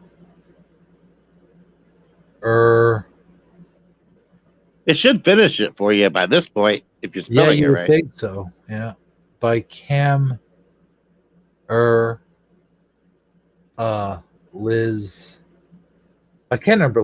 Okay. Here we go. Definition. Okay, let me see here. Bicameralism is the practice of having a legislature divided into two separate assemblies, chambers, or houses known as bicameral legislature. I don't think that's quite the meaning we're looking for here. I'm having none of that, my friend. Get it? None of that. But I mean, that's basically what it says. It's putting it. Is the spelling the same? That's what I have here. Hold on, let me share my screen. Let's see here. Share screen. Share screen. Oh, Gypsy Road just popped in. He's asking what our subject was. We're getting ready to actually talk about hidden in plain sight, Gypsy Road. It's going to be interesting. We were just talking about an ancient nun who wrote a letter from Satan. And yeah, we're all over the place tonight, man. Bicameral. Okay, we'll just go with that. And oh man. Yeah, let's move on, man. I'm done with this subject. Yeah. All right. Let's move on. You have something. What did you call it? Hidden in plain sight. Hidden in plain sight. All right. Let's get on with hidden and plain sight. Where did you send that to? It would be right above where all the memes were. All right. Right above all of the memes. Oh, I missed a meme. Pretty good meme, too. Okay. Jewish voice. The fun post. Yep, that's it. All right. Let me click that. Things that were hidden in plain When sight. when you get a chance, take that comment off too, so it won't be in the way. Huh? What do you mean? The Michael Fontaine. Oh, okay. Hang on just 1 second. I don't even know where that is. Let's see. There it is. All right. So here we go. There's your article, sir. All right, and like you mentioned, a lot of these are also Mandela effects. So it won't be like we're totally unfamiliar with the logo. And some of these I kind of already was familiar with, and others not so much. And then even more, some of them not at all. And let's see here. The world is full of hidden clues and open secrets. Funny ones, like a brush that can also serve as a bottle, ingenious ones, like a hidden door leading to a secret room, etc. The feeling you get when you discover these open clues and secrets in plain sight varies from surprise to disbelief. We have compiled a list of some of these things for you. Seeing them will definitely blow your mind. Now, I'm not sure about all of that, but let's move on anyway. Tour de France logo. Now, this one I have seen before. Mhm. Unarguably, the biggest event in cycling, Tour de France logo is a tribute to the sport. On the face of it is just the letters in a regular font spelling out what we already know. But the key to discovering the hidden message is by focusing on the word tour. Let's look at the image. All right, so what pops out at you when you see the image there? Well, I gotta tell you something, man. Oh, I see how you are, man. You're killing me, Smalls. You're killing me. Well, no, I gotta tell you something. First of all, I think this looks all jacked up, man. The way I totally couldn't agree with you more. yeah. Le Tour de France. I thought it was the France Le Tour. And this sun circle thing here just looks out of place, and then you got this R that goes all the way up here. I don't know. It just looks weird. I totally agree. But let's see what the hidden in plain sight thing is. Let's see what they say about it. Go ahead and scroll down a little bit. It looks like right here a guy's on a bicycle Mm-hmm. leaned over. But Yeah. anyway. Yeah, I think that's pretty much it. The iconic logo was introduced in 2003 to commemorate 100 years. The O in Tour stands for the back wheel of the bicycle, while the yellow circle represents the front wheel, and the yellow jerseys won by the winners of each stage of the race. The R is transformed to look like a rider. And, you know, I see it now. I didn't necessarily before. I mean, when you pointed it out too, I mean, I had already read this, so I knew the answer ahead of time. But when I first looked at the logo, is what I'm saying. I kind of saw that was supposed to be a bike, but I didn't pick out that it was a person riding a bike because they don't look like they're riding a bike. They look like they're bending over to pick up a rock or something. Yeah. Well, and they can't lift it, and now they're pooping out the back of their ass. Yeah. They're trying too hard and they're pooping. Yeah. Yeah. Let's move on to the next one. Oh, All I like right. this one. I figured this one out right away. I bet you did. And in the chat, if you've already figured this one out too, go ahead and type it in the chat there before we do the reveal. All right. So the Baskin Robbins logo, which I have to admit, I'm quite fond of Baskin Robbins, even though I don't eat it that often. Baskin Robbins logo is fun to look at, catchy in appearance with colors and fonts, which will make it look like kids' fine art homework. You will be surprised to discover there is more to it than that. If you look closely, you will discover something. The pink isn't just there to add more color to the logo. It emphasizes the figure 31. Oh, we got some 31s in And chat. this logo is kind of Fire weird. and Michael Fontaine. All right, go ahead. Awesome.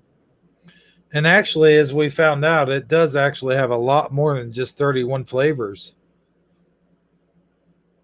Remember Sorry, I when we was did that muted. whole... Yes, we've visited this before, and they do. They have a lot more than 31 flavors now. We went through the whole list, if I remember correctly. This seems really jacked up to me, man. It seems like these two letters here should be capitalized.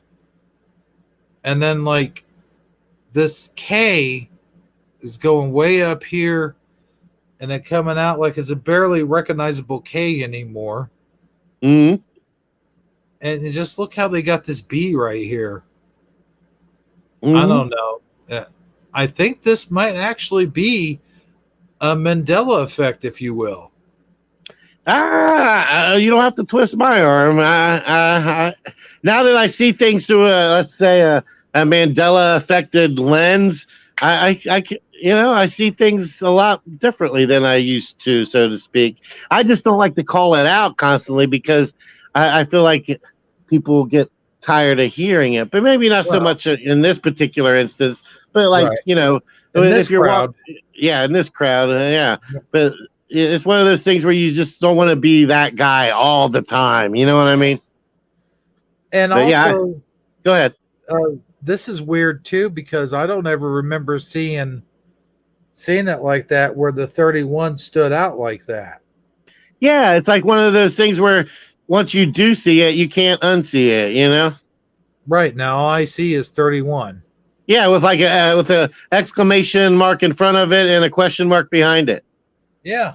Yeah. Totally with you. Whoa! Shit. All right, let's see what they have to say about it here. That was the next one. The number 31 represents the number of original flavors that the ice cream company started with in 1948. It was the first ice cream shop to introduce sampling before buying. Mm-hmm. To this day, Baskin-Robbins still pays homage to the... I thought they were going to say to this day, Baskin-Robbins will still give you a free sample, but that's probably not the case. Maybe, I don't know. I don't know. Yeah. I know Dippin' Dots used to do that too. Mm-hmm. Dippin' Dots is so expensive. Yeah. Like there's an amusement park I used to go to where they sold Dippin' Dots, and it would be like $12 for like a little bowl of it. Damn. I know, right? Shit. Maybe I might be slightly exaggerating, but you know what I'm saying. Okay, now right, here's what do we got next? Oh yeah, the Toyota logo. Go ahead. Before we even get started on this, I know that this one is definitely a Mandela affected logo. This Toyota logo.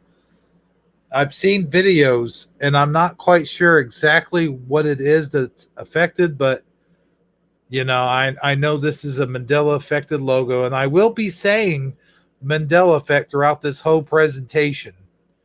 All right. You want me to start taking note so I can tell you at the end of the show how many times you said it? Okay. Right. But I digress. Go ahead, my friend. All right. No, I believe this logo is, along with many other car brand logos, has been Mandela affected. It seems like, whenever the reality shifted, anybody that was in the automobile industry, like if Biff went back in time with the almanac, he went back in time with the automotive industry in mind this time. Yeah. But I digress. The Toyota logo. Car logos are not without their own hidden meanings, too. The logo of Toyota will show you that. According to the official sources, the three ellipses on the logo represent the unification of the heart of our customers and the heart of Toyota products, while the white in space in the background symbolizes Toyota's technological advancement and boundless opportunities ahead. All right, so that's that's the obvious, I guess. I mean, all right. So let's look at the logo. All right. All right, so here they're showing us like all the different ways. All right, I see. And then that's the logo. All right. So what do you think's hidden in plain sight here, my friend? Oh man. Well,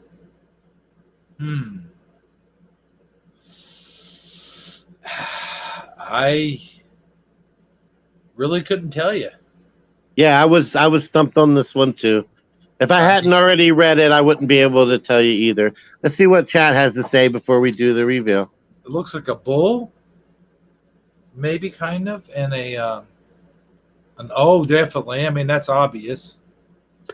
Philo Fire mentions a halo with the question mark, and I could see that maybe, yeah.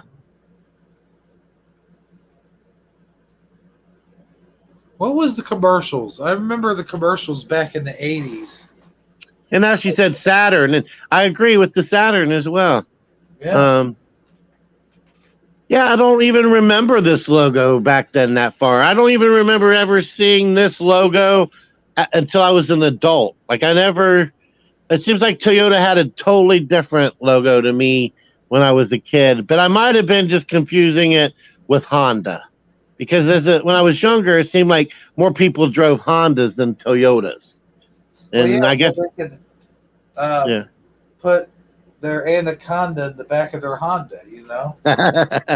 And now Honda doesn't even really make cars, do they? I haven't seen a Honda on the road in a long time. I think they do. Yeah, I don't know. No, we still have a Honda dealership, if I'm not mistaken. All right, yeah, I just don't see Hondas anymore or recall. You know, I'm not real up on my Japanese vehicles, my friend. But let's see what the reveal is. We got one more thing popped up in chat. Okay. I was just singing that, Hebrew. Vesca. Or what were you talking about? What did you say? That she could be singing it? Oh, Anaconda don't want none unless you got buns. Yeah. Okay. All right. So, however, this is not the only explanation for the logo. Some people believe the logo looks like a thread passing through the eye of a needle. And this is to symbolize Toyota's beginning in the textile industry. Find a more symbolic message in the next post. All right. The Amazon logo. This one I think most people probably have already. The reveal is pretty out. You know, I know I've seen it on Dan's show at least once, if not 2 or 3 times. Mm-hmm. All right, you can find anything on you can find anything on Amazon, and this company wants you to know that once you look at the logo, a simple and effective logo with an arrow moving from A to Z is not coincidence at all. No, it's not. Are you with me? Yeah, I was looking up Toyota. Ode Toyota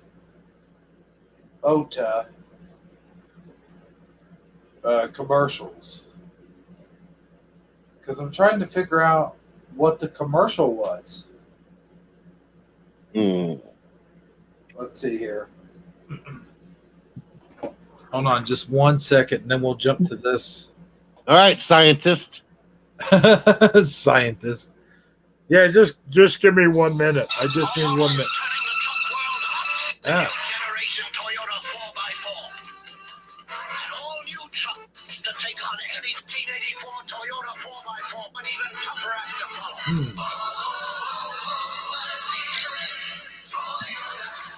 That's what it was. What a feeling, Toyota. Yeah. Okay, I remember that. All right, let's move on. All right, there's the logo, as we all know. And I think that this has been, it kind of looks like the A is given like a devil's tail.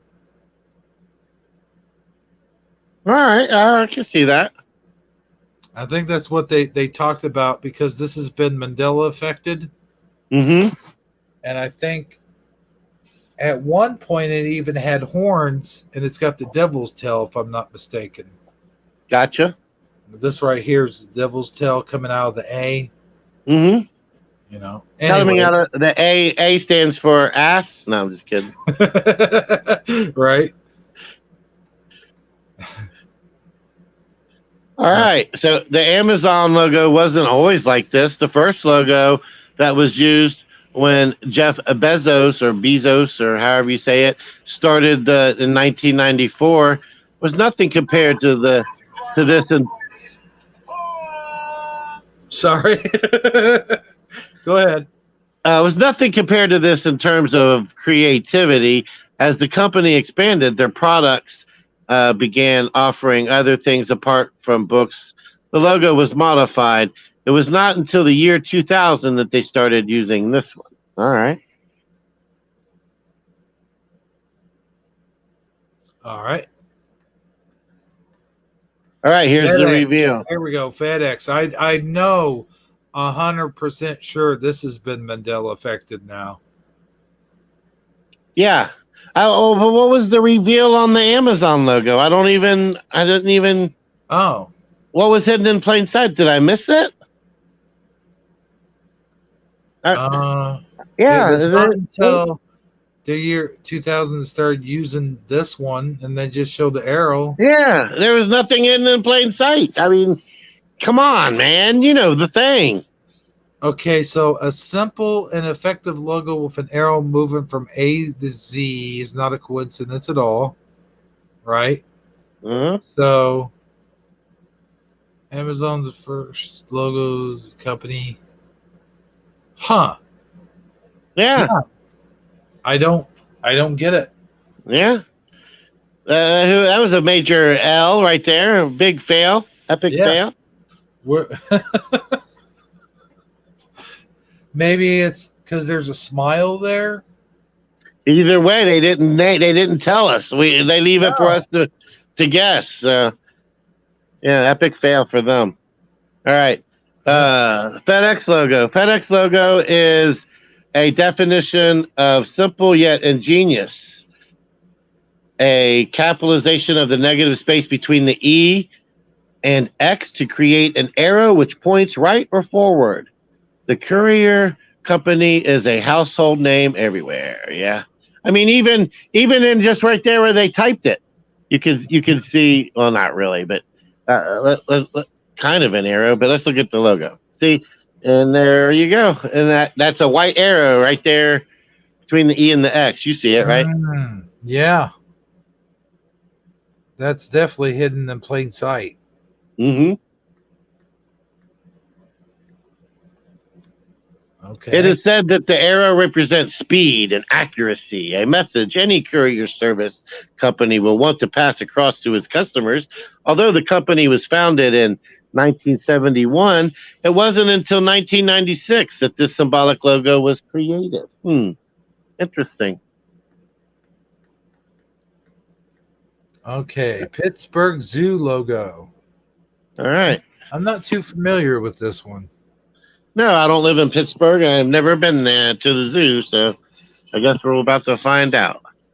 The Pittsburgh Zoo logo is, I remember this. This one's pretty cool. The Pittsburgh Zoo logo is an amazing work of art. In simple colors of white and black, this is a logo with more than one secret hidden. At first glance, it's just another tree with birds flying at the top. But look closer. Now, don't scroll too far and give away the reveal. Oh. Keep going, though. Okay. Yeah. Let's wait and see what Chad has to say. I see the tree and the birds, and it's cool. Pittsburgh Zoo and PPG Aquarium. Let's see if the chat sees anything more than that. This one is not really all that well hidden, I gotta say. It's not once you see it, but if you don't see it, Yeah. it's one of those things where it's hidden in plain sight, right? I don't know. I kind of saw it right away as soon as I scrolled down to it.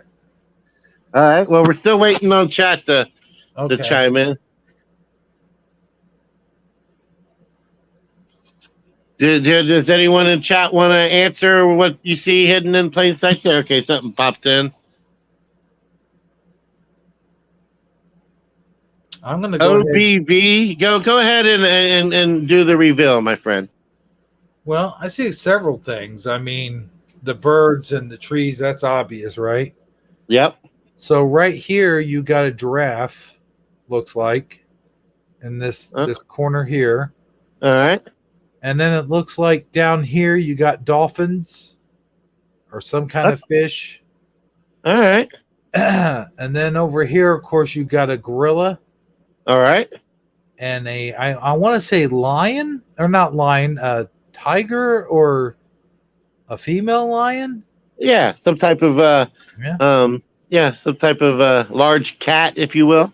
Yeah. And over here it looks like maybe a hippo. No. Yeah, see, I hadn't even went into all the small things. I was just the gorilla and the lion is all I really. I'm not sure. I think there's something here, but I'm not sure. What that is. Lioness. There is smaller. Pilot. Oh yeah, lioness. You're right. There is smaller animals look like hidden within the tree. Mm-hmm. I definitely know these are dolphins here hopping out of the water. Yep. So, yeah. All right. Well, Philo Fire, and Gypsy Road is back. So awesome. Cool. Thank you for being here, Gypsy Road. We really do appreciate that. And I also we want to get you in on a show with us here in the very near future. We'd like to maybe even come on your show if you would have us. So I will be reaching out to you. I've got your email address, and I will let you know. Just letting you know why I got you here. Okay, so have you seen the lion and gorilla staring in each other's faces and the negative space around the tree? Yes. If you saw that, did you see the fishes leaping out of what looks like a stream at the roots of the tree? Well, yes. You cannot but give credit to whoever created this. All right. Cool. I thought there was more. I love how they say give credit to whoever created this. Like, if you're going to say that, you should have took the time to look up who created it and gave them the freaking credit. Yeah. I mean, come on. Come on, man.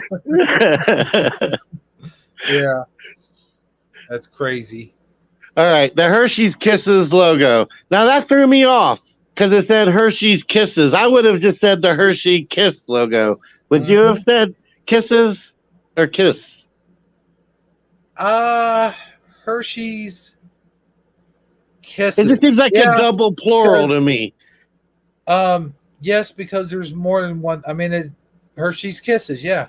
Yeah, you're right. Because if it was like if her name was Hershey and it was her scissors, you would still say Hershey's Scissors. Okay, I agree. All right. So if you're looking for a hidden message in any logo, your best bet is to look into negative space. Oh, negative space? What do you mean negative space? Well, negative space, I guess, is the space between the letters. The logo of Hershey's Kisses confirms that you may be too focused on eating the cookie to notice, or cookies to notice. And why do they say cookies? They're kisses. They're not cookies. This person, I swear, they're testing my last nerve, man. But let's look at the logo. All right. Let's see here. All right. So what's hidden in plain sight, my friend? All right. You got to look in the negative spaces. Let's see here. I see a pair of testicles. And The negative spaces. oh, well, that Not- was negative. Oh, okay. No.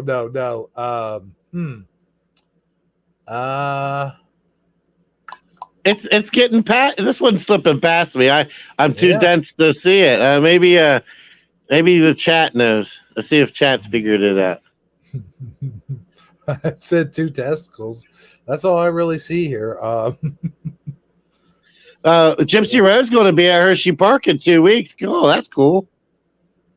You know, I was at the Hershey factory in Pennsylvania. Yeah, I went guess. there. Oh, did you? Mm-hmm. Did you? Was it cool? That was all right. Did you see any Oompa I got Loompas? No. No, but I saw. See, they don't have Oompa Loompas there in Hershey. They have. Oh, yeah, that's true. Different brand. Yeah, they have. Never mind. I can't say it now. No, but I actually have a picture of myself with a giant candy bar. All right. I'll have to share that someday. I don't know what. I can't. I gotta be honest with you, man. I can't see anything really. This is really passing me by unless there's like a heart in there somewhere. I don't know. Yeah, it stumped me as well. Yeah. So let's see what the reveal is. We're gonna just have to. Whew. Yeah. This is a tough one. I gotta say. Yeah, but we're gonna see how we feel once we, once we know what it is. It better be good. Is all I gotta say. The logo of Hershey's Kisses cookies. Oh, wait. I think I see something like right here. Well, once I start reading the reveal, it's too late, my friend. No, I haven't Once read the curtain, I haven't read it though. The curtain has been drawn. I'm just kidding. I haven't heard you read it though. Here's a kiss right here in between. Yeah. As I start, yeah, I see what you're doing there. No, I'm just playing. And here's a wrench, like not a wrench, but like a magnet or something. All right. Well, I think you were spot on with the K and the I. Okay. Go ahead, man. All right. Go ahead. Read the whole thing. The K and the I is meant to form the shape of one of their chocolate kisses with the negative space in between them. While this logo is a recent development, it matches the shape of the Hershey Kiss, which hasn't changed since 1907. Oh, so it's fun. One thing. Yeah. But you know what? It's funny that it says that the Hershey Kiss has existed since 1907 because it seems like I remember them like coming out with them. Like they didn't have them, and then all of a sudden they did, and then they started commercials and everything. Like it was like I don't know, in the 80s. Wow. I was a teenager, but I don't know. Maybe it was like they went away for a while and then they brought them back. I don't know. I don't want to scream Mandela effect every time I don't necessarily remember something the way it really was. You know what I mean? Well, I know kisses have been around for a long, long time because I know, like, old people would talk about them, or my mom would talk about them, or something. You know what I mean? Like, because you hear what kids used to get for Halloween and stuff, and you hear older people like in their 60s or 70s or whatever talk about Hershey Kisses. So I don't know. That's just my experience. So, all right, let's move on. All right. Here we go. This one's a huge Mandela effect, as you know. Mm-hmm. The BMW logo. Yes. All right. So there are two varying opinions on what the blue and white on the logo of the BMW truly represents. The enduring belief is that it represents a propeller due to the origin of the company as an engine manufacturer after the First World War. Let's look at the logo.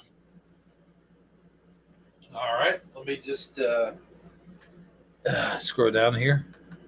Yep, there it is. Mm-hmm. That's a weird looking logo, man. Looks like an hourglass. Yeah, I can see that. Or a It's flag, like maybe. Or even like a yeah. family crest. Well, once you said plane, I kind of see a propeller, like right here, almost. Yeah, that's what it just said there at the Yeah. at the top. I said flag, not plane. Oh, okay. But let's see what chat has to say. Oh, Yeah. System Failure decided to show up. Oh, cool. Good to see you in here, Mr. System Failure. All right. Well, so there's something. I don't know that there's something necessarily hidden in plain sight because it just said what the logo represents. So I guess we're just gonna have to wait till the reveal to find out. So what's the Mandela effect on this? It seems like I know what it is, but I'm not recalling it. Maybe System Failure, being the Mandela effect expert that he is, can chime in on that as well. Go ahead, Ebro. I think that the Mandela effect was that nobody remembered them being an airplane company before they were a car company or something to that effect. If I'm not mistaken, BMW, everyone thought BMW was German, but it wasn't German. It had something to do with the country of origin. Okay. It's what it was. That's what it was. It had nothing to do with planes. I'm sorry. It was the country of origin was the Mandela effect. Okay. So, all right, let's see what the logo thing is. System Failure says that the blue and white change positions in the logo. Maybe he has it with. I think that's what he's saying. Yeah, but there's another Mandela effect. I think it has something to do with the country of origin. Okay, I believe you. Yeah. I'm not familiar with this one. You know, every once in a while you do stumble across one you're not so familiar with, and I guess that happened to me here just now. All right, let's keep going. Yeah, I did. Oh, I need to refresh my screen then. Hold on.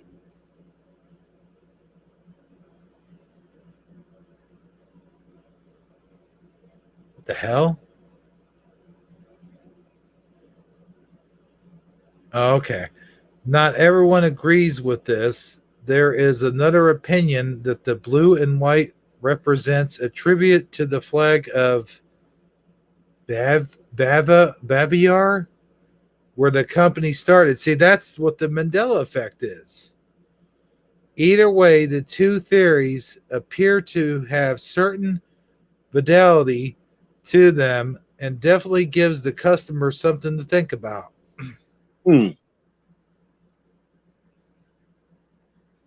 So, okay. Yeah. All right. So let's just keep it moving. So we got quite a few more to do here. Okay. All right. LG logo. You want to read or you want me to read? Well, all I know is they bring good things to life. Well, they sure do. And you know what? I have had quite a few LG. Wait. No, that's EG, right? That's GE. GE, right. I said it backwards. So LG does not bring good things to life. They bring shitty things to life. Yeah, I don't know what LG does, but they make cell phones and other various electronic products. Well, that's what I appliances. Yeah, they're definitely involved in the Internet of Things, of all things, or whatever. Yeah. All right, the logo of LG Electronics appears to be a winking emoji face at first glance.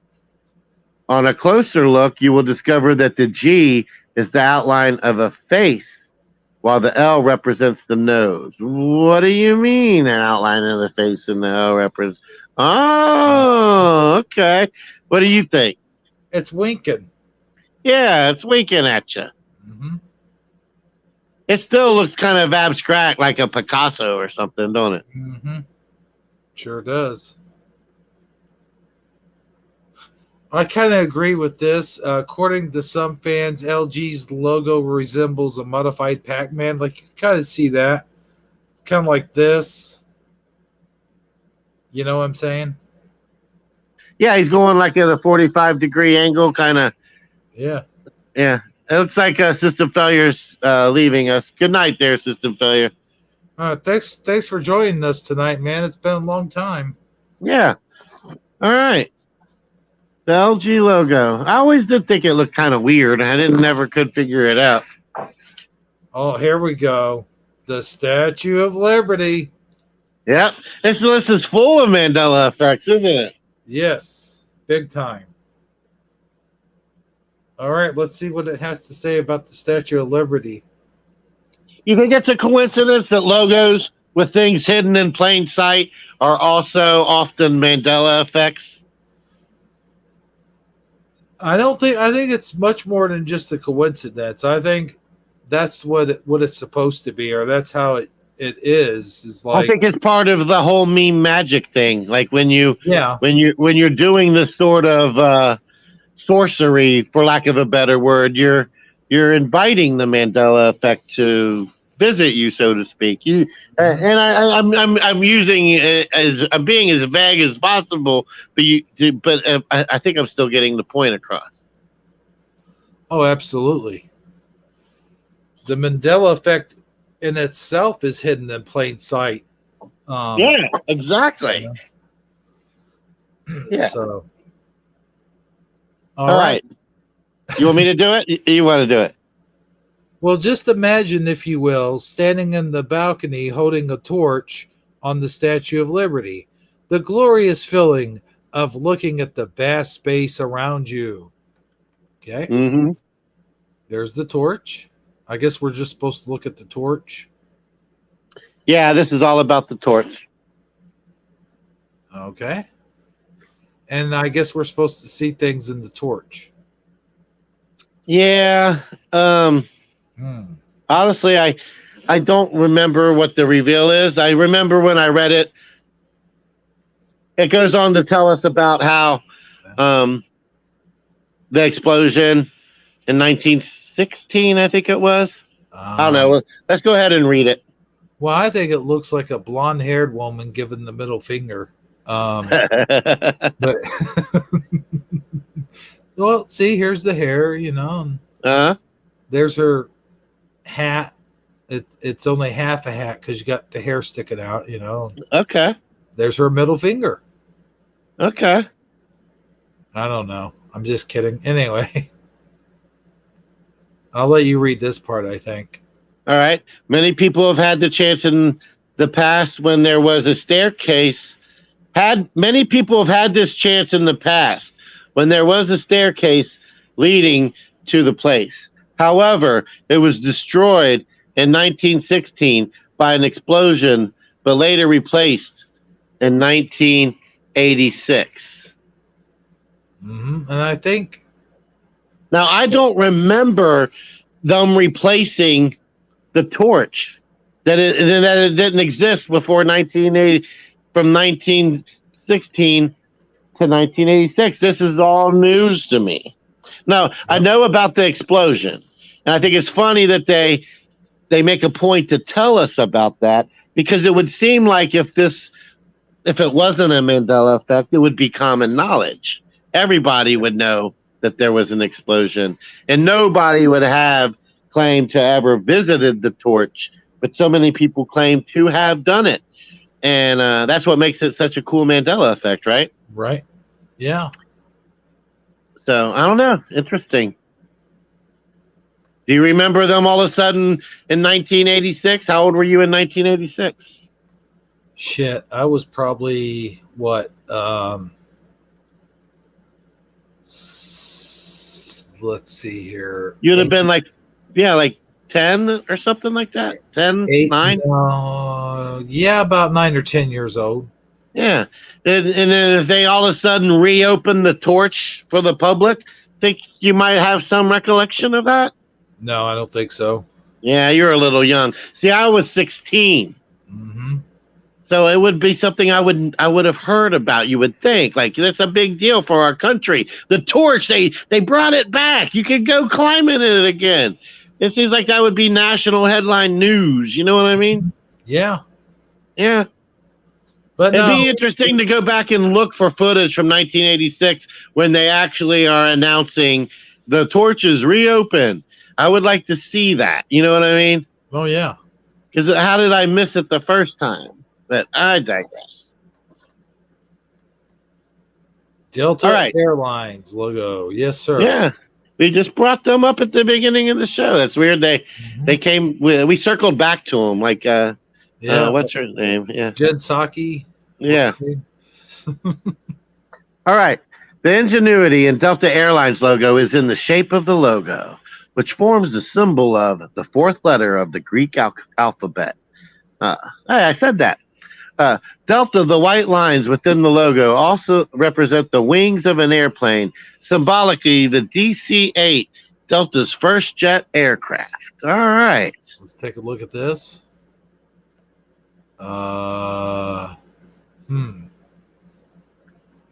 Okay. Am I Yeah, supposed go back up again. I want to read that one more time. Yeah, let's do that.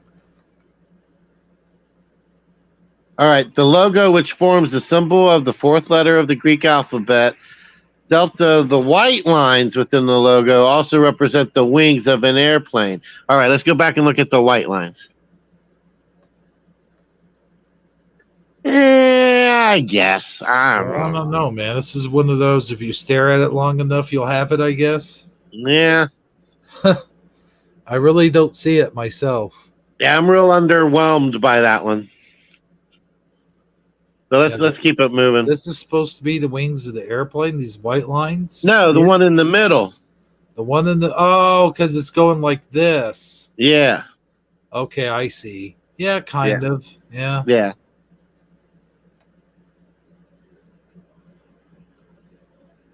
White lines. No, I'm just kidding.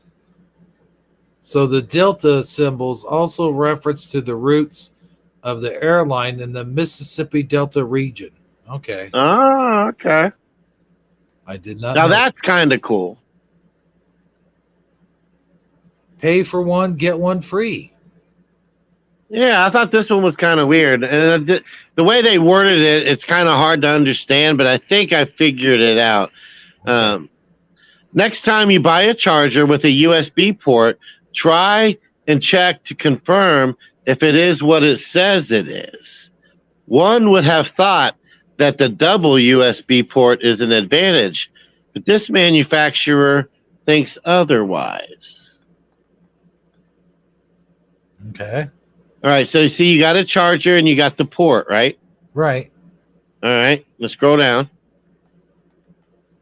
You take off the case and there's two ports. But they only offered you the one without the thing on. You see what I'm saying? Yeah. So it's almost as if it's cheaper for them to put two of them in there than just one. That's weird. Yeah. So you wouldn't know it had two ports unless you took the casing off. Exactly. So they're not lying when they say double. They just hid the other one. Now scroll back up a little bit. You see how it's kind of off center? Yeah. I wonder if you flip it the other way, or if you could turn it, then like you took off the cap and then flipped it and put it back on, if it would reveal the other charger. But it don't look like that would quite line up that way. So that's, Yeah. it don't make no sense. All right. All right. So here they are hiding in the second port and making us wonder whether it's cheaper to make two and hide one instead of making just one. Yeah, that's weird. Yeah. It's messed up in a way. Okay, we have here Mickey Mouse from the sky. Sometimes you need to go up to see the world better. Here's a picture of a grass spot of Mickey Mouse taken from the airplane. Okay. Oh, yeah, there it is right there. Sure. Yep, good old Mickey Mouse. Now, you think that farmer meant to make it look like Mickey Mouse for all the air traffic controllers out there, or the airplane passengers, I should say? Or Or do you think it's just that's the way he just decided to do his farm, have the circles slightly intersect? I'm not sure. I guess we'd have to go on location and ask him, huh? Yeah. From up there, it looks like a dirty patch on a tile floor, whereas it has a painstakingly groomed field of grass. Okay. All right. Cool. Happy Bear in the Mountain. The next time you are enjoying a bite of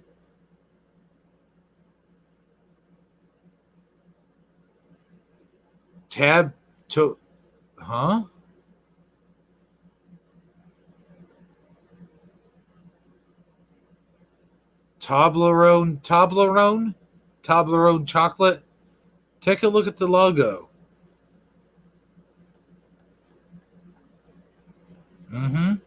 Yeah, there's a bear there or something like that. But he's up on all fours, though.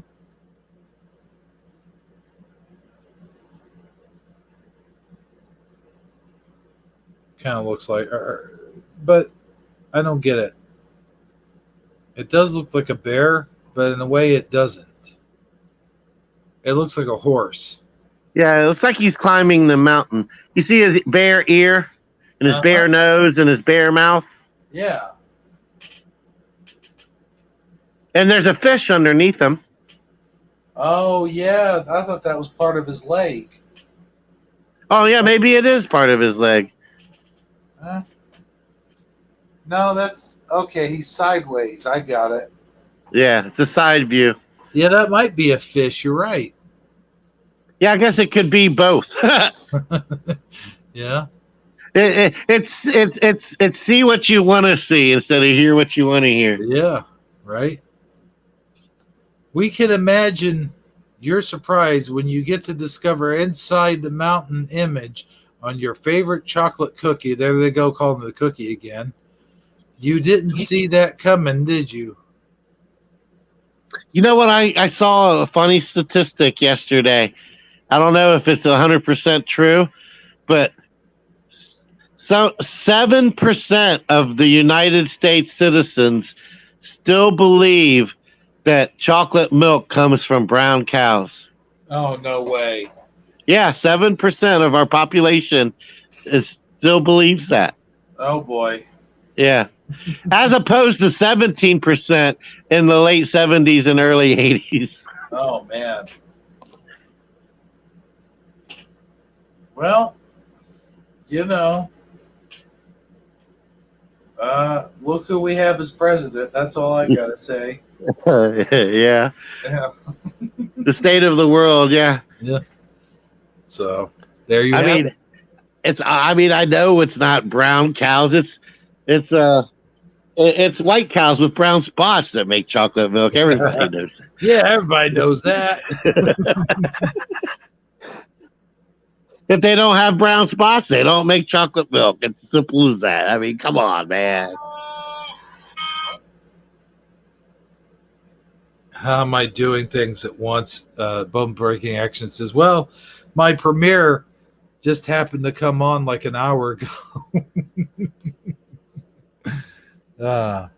You're a multifaceted platform, my friend. Yeah, I know. I got a premiere playing in our live stream going now at the same time.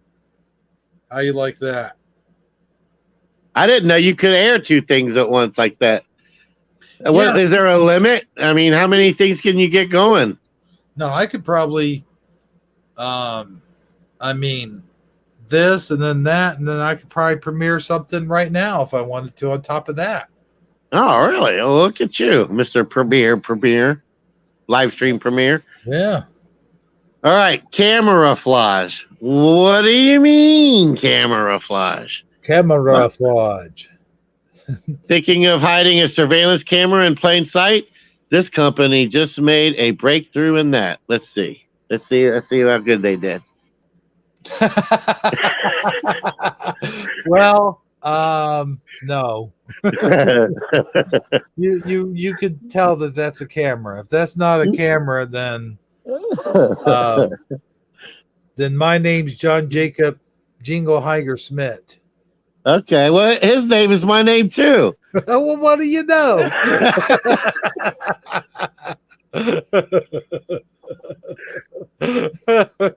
Oh man. I guess if you're far, far away, Or really fucked up. yeah. Or if it was the dark of the night, maybe you might not notice it. Yeah. Why? My question is, if they went that far to cover this part, why didn't they cover the whole handle? Like, at least try to make it camouflage, you know? If you're gonna make it camouflage, make the whole thing camouflage. Definitely, yeah. I think the arm kind of gives it away too, you know. Yeah. That's what I'm saying. You know, we're getting revisited by all kinds of friendly faces this evening. Shell's Time Adventure is here. I am a big fan of Shell's Time Adventure. So you are very welcome. So glad you're here. Thank you for showing up. I can't believe it. We haven't seen Shell Adventure Times in a long time, dude. Yes, I still follow her channel, and I try to comment when I can. She still puts out things here and there every so often, and it's always a bright, shiny, positive message that she sends too. It is, mm-hmm. And you know, we had her as a special guest on our show at one time. Oh yeah, she was definitely on our show quite a bit there for a while. Yeah, it's just glad to see her pop in. I'm glad to see you, for real. All right, let's see here. Disguising the security camera as a brick is definite way to prevent thieves and burglars from noticing they are being watched. I don't think they really. I'm not sold on the camouflage. I think I could do better than that. Yeah, I think so. I mean, come on. If I could spot it, you know. Just saying. Oh boy. Okay, Goodwill logo. This is another Mandela effect, by the way. Yep, it's definitely seems like if you're trying to hide it in plain sight, you're subject to possible Mandela infectation, something along those lines. All right. What he said. Yeah. The smiling half face of the Goodwill logo is familiar to most people who have donated or bought secondhand products, but not everyone can recognize the symbolism in this. All right, let's see what it looks like. Hi, guys. All right. I think I see it. I think I see it. That's why let's give chat a chance to chime in. Try saying that 3 times real fast. Yeah. I think I see it too. Okay, so here's my interpretation of it. All right, let's hear it. There's a guy here, right? And the smiley face guy. He looks like he watched this is the Shell Time Adventure show for sure. Well, no. There's guy here. This is his body, and then like okay, I see what you're doing there. Like he was in a horrible accident and his head got severed from his body. Oh, okay, yeah. Kind of like the seatbelt logo thing. Yeah, okay. Yeah. Either that or that's an arm without a hand hitting the volleyball or something. I don't know. Or it could be something really obscene, but we're not going to go there. Right. No, not this time. All right. This down here, hold on. Wait. All right. Just 1 minute. All right, this go ahead. Down here looks like eyes looking and the ooh, good. You know, there's the guy again. There's a guy. Oh, look at this. Okay, look. It's a guy hitting a ball, and then the ball goes on down. It's like you're passing it down. Kind of like a flip book animation. Yeah, okay. Yeah. Kind of like hand me down, like your hand me down, because that's what they do at Goodwill. Wow, man, that's an ingenious interpretation. But I don't know. I could be wrong. It could be a guy losing his head several times. But let's check it out. All right, let's do it. Wouldn't it be funny if it was something much more sinister than what it actually is? Well, yeah. Let's see. Before you reveal real quick, let's see if Chad has anything to say. All Stick right. figures. All right. Yeah. The face is the G2. Neat. Okay. Yes. Mhm. I think Shell is on the right track. Let's read the reveal. Here's the reveal. All right. The fact that the G in Goodwill is the same smiling half face on the logo, but with a different color background. Hiding the logo among the text is the clever way that the message is not always in the image. I'll see tell you how what. Yeah. The G and the logo are the same exact face, you see? Mm-hmm. Okay. Yeah.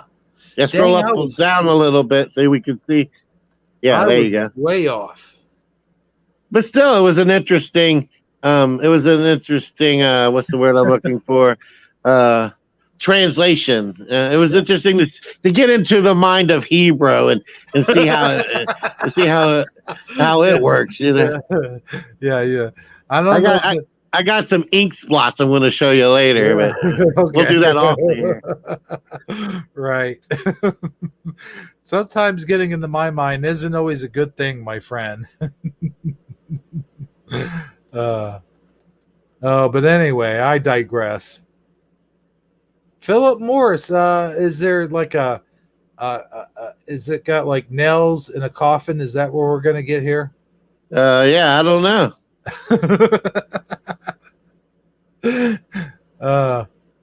Anyway, let's read this.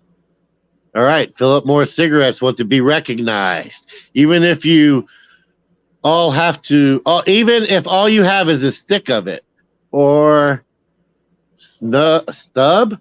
The image of a man with his dog, which is on the packet of the cigarette, is also placed on the butt end for you to see. Okay. All right. Yeah, I see him in that butt. Yeah, and the dog, and his little dog too. Yeah. Yeah, that one's too easy. Mm-hmm. You know, with that moment, like when it's like 11 o'clock at night and you've drank 4 beers and you're getting ready to put your cigarette out and you're like, did I just see the little man and the dog in the cigarette butt? No, I just need to quit drinking and go to bed. That's good bar talk too, man. Like you're sitting at the bar, although the bar's like darkly lit, you know, so you can't really see that, I guess, in the dark, but you're sitting around with your friends and you're drunk and high and you see the little man and the dog. You're like, wow, dude, check this out, man. Mm-hmm. Look at my cigarette butt. And everyone at the party's like, no way. And they're all staring at your cigarette butt, you know. Hey, they're all staring at your butt. Just saying, you know what's weird? I'm having deja vu right now. Oh, really? Yeah, I think we've talked about this when we talked about cigarettes one time. Oh, yeah, I don't recall this. But I mean, you know, so many people cover so many things and we watch so many channels. It could have been brought up before. Like they say, nothing new under the sun, my friend. Yeah. That's what I say first thing in the morning. Oh, man, there ain't nothing new under this sun. Still got to mow that grass. You know? Still got to pull weeds. Still got to call the cops on my crackhead neighbor. You know? Oh, man, yeah. Yeah. So. All right, so it says here, the only thing you have to pay close attention in order... Oh, you have to pay close attention in order to notice it. All right, yeah. Yeah, you would have to be drunk to see that. Just saying. Yeah, that's what I'm saying too. No pets allowed. Yeah, this one I remember when I looked it over before the show. Let's see here. When the school made the rule that pets are not allowed in class, they definitely didn't have a lamb in mind. They were probably thinking of cats, dogs, or a sassy parrot or even, someone's pet goldfish. I interjected that in there.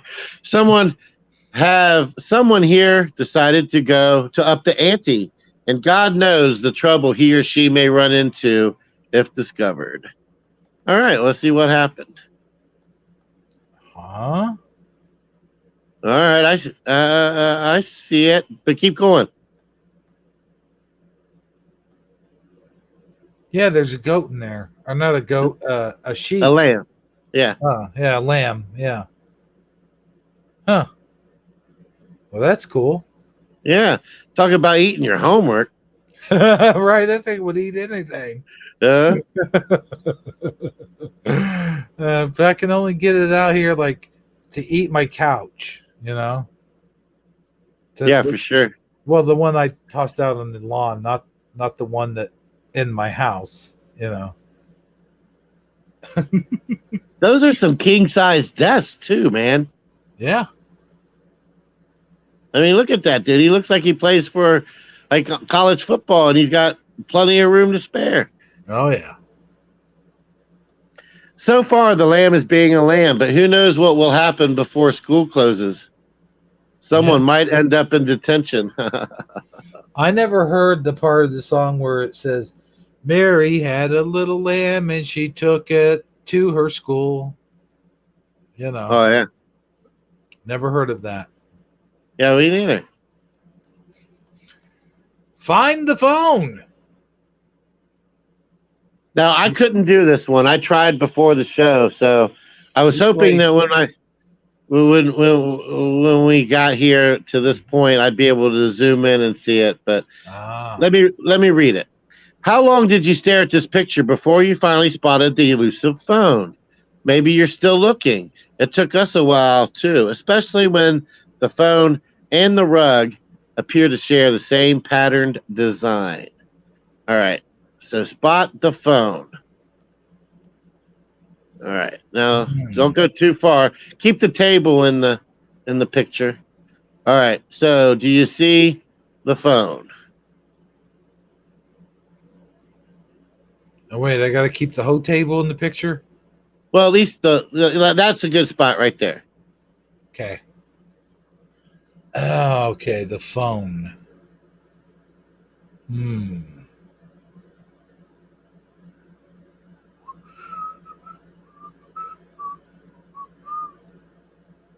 Wow.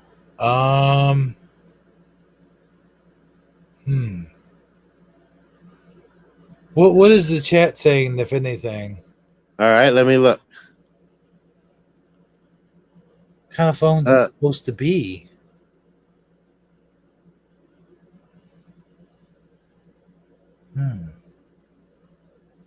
Nobody's. I don't think the chat's caught up with this yet.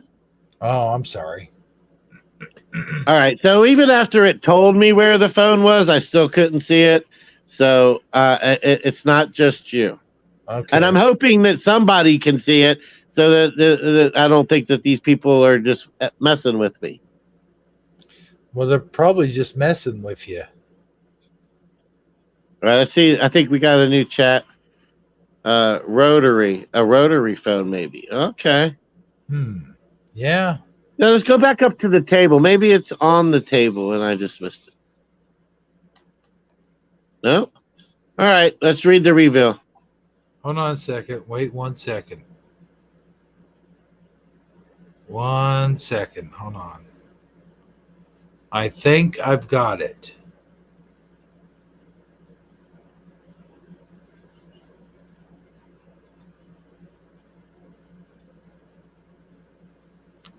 So you're saying you think it's part of the table?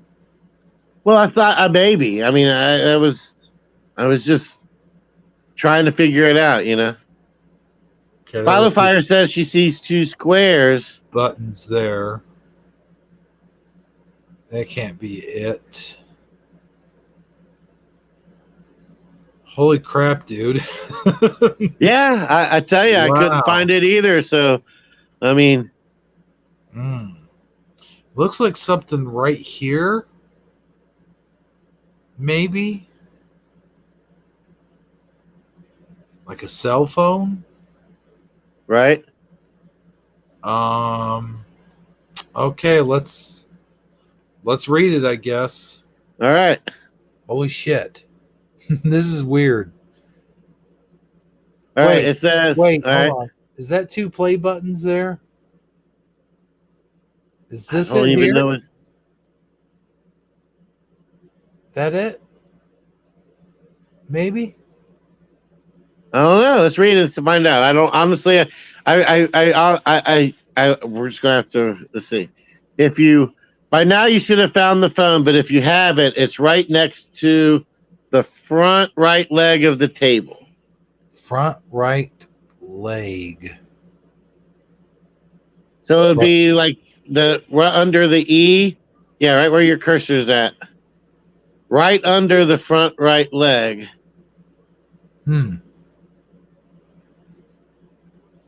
Yeah, I don't see a phone, man. Yeah, I mean, I realize that it's the same print as the carpet, but I don't see where the print even slightly varies, you know? No. Well, maybe we're just dumb. Yeah, or maybe like it's just not out. It's a little out of focus, so we can't. The only place I kind of can see it is if you look at where the top corner, and then you go down the side of the leg. Right there, it looks kind of blurry in the black. The black that runs along with this down, like right on, like the tip of the corner of the table there. Bring your cursor up there. Hold on a second. There's a little thing here. Yeah, now run up that line. Now go up the line a little. Keep going. Just follow the line of the table leg. And right there, right the back of your cursor, it looks kind of blurry. But the carpet, not the leg.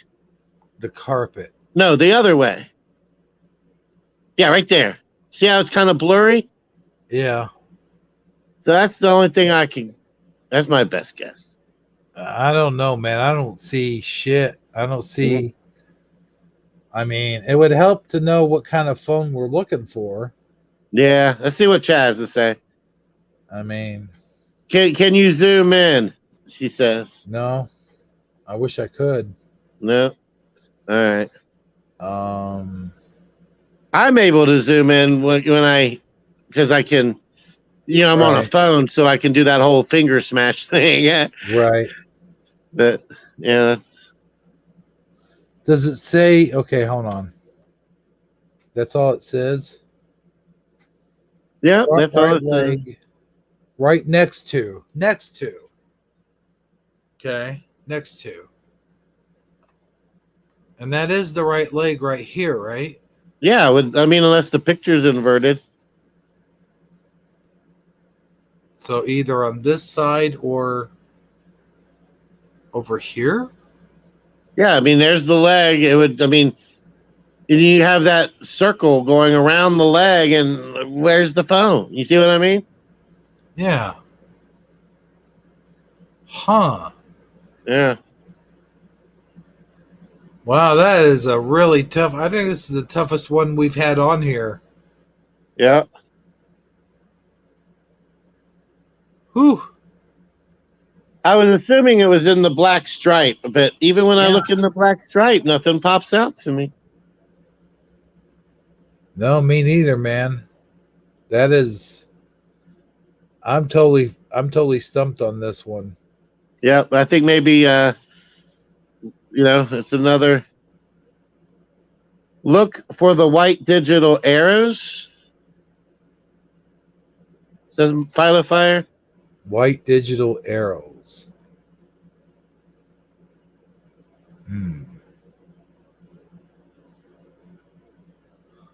Oh, my eyes are starting to hurt. Yeah, let's keep going. I'm getting a headache from it. Yeah. Huh. White digital arrows. Yeah, Fire thinks she sees it. So maybe if you can take a screenshot of the image there, and then circle it or make a square for us and send it in or something. We'll bring it. We'll we'll show it on the next time we go live. Yeah, let me go ahead. Let's move on from this. All right. Okay, the Coca-Cola door. All right. Okay, go ahead. Everyone likes exclusively. And Exclusivity. Exclusivity. Exclusivity. Yeah, exclusivity. Yeah, I know. That's what I said. Yeah. That's what I meant. And this sandwich shop known as the Press. Can you say that one? The Press in Shanghai. Oh, Shanghai. Right. Yeah. Shanghai, China creates its own exclusive bar and style. The entrance to the private bar is hidden with the Coca-Cola vending machine that serves as a door. All right. Well, that's not really hidden in plain sight, though. Well, the door is. Like, you think it's a vending machine, but it's really a door. You see what I mean? Oh, okay. But good luck trying to get your couch in and out of that door, my friend. Yeah. If I think I had trouble with this one, holy crap, that would be hard to do. Yeah, then they have the door going right up against the wall. So, like, you're definitely you're not gonna get your change back. That's for sure. All right. Man, I would be disappointed though if I went up to that Coke machine and didn't get a Coke. Mm-hmm. But then when I came up behind you, put my hand on your shoulder, and then led you into the bar where you could get a real drink, a whiskey and Coke, you'd be quite pleased, right? Well, probably. Yeah, you're right. All right. You only have to open the machine to discover a whole new place. We assume this place is reserved for the royalty among revelers. It's Reveliers, yeah, or it's Revelers, yeah. Yeah. All right. All right. Next, moving on. Gillette logo. Think of the Gillette razor and its sharpness. The logo embodies this. All right, let's see. All right, what do you see in the logo there? Well, the eye is cut. Yep. In half. The T's look weird. They're all put together. Of course, I'm thinking Mandela-wise. Right. But I think that's all they meant right there was this I and this G. There's a cut straight through the G, I think. Uh-huh. Maybe that's what they're talking about. I think you're on the right track looking at the negative space. Mm-hmm. And I do think it's going to have something to do with the G and the I there. But I still think something is getting past us. Well, also, these lines here are cut. Yep. And look like razors. Like I can see that. Blade. Yeah. Mm-hmm. And down there with the 3 and the H, that looks kind of... You got some interesting negative space going on down there, too. Yeah. Kind of. But let's find out, man. All right. Well, before you do it, let's see what Chad has to say. Oh. The water droplet. Philo Fire says men's razors are so much better. I guess she means than women's razors. Yeah. You would think it'd be the other way around since women have to shave their legs and everything. Well, I think she means like the sharpness and stuff. Yeah, the quality, overall quality. Yeah. Because you got a lot of wives that like to use their husband's razors, and then the husbands are like, all right, who used my razor? You know. Preliminals here. He said the water droplet. Oh, wow. Prelims here? All right, prelim. Yeah. How you doing, man? See, that's what I like about having you around is you keep up with the chat. You know? All right. Well, let's go ahead and do the reveal. All right.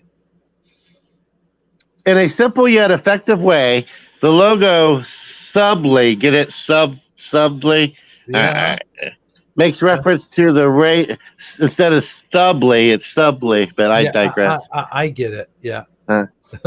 Makes reference to the razor with the negative space in the G and the I, which resembles the shape of razors. Yeah. I mean, I kind of see how that looks like the handle, because you know how the handles kind of like taper as they come in, but I just don't see the actual razor part. No, it just looks like a cut. Yeah, but if they say so, I mean, who am I? I mean, if I don't see it quite like they say it is there, but I think what they're talking about is like this round part. Like this is round. Like look inside the G, and then you got the handle coming out here, and then here's the blades here. Like this would be the handle inside the G through the I, and then your blades would be the two L's. Okay, I could kind of see that. And then I also kind of saw it like the other way, like the handle's going down toward the G, and then the top of the G arc is the razor like pressing down on your face. You know what I mean? Okay. Yeah. Yeah. It's kind of like a see what you want type thing. Yeah. Yeah. You could even say the E's do that a little bit too. Oh yeah. But I digress. Mm. Man, 22. The paradox of Times Square. All right. Times Square is one of the busiest places in the world, with the biggest companies in the world competing for commuters' attention with their adverts. All right, let's see what they got here. Whoops. I went too far. All right, so I don't know. It's pretty busy. A lot going on there. And that's an old picture. I think it's even more like filled in. And then even that's nothing compared to like Tokyo, you know? Right. But it is pretty amazing. I'm not even going to try to find all the stuff that's in here.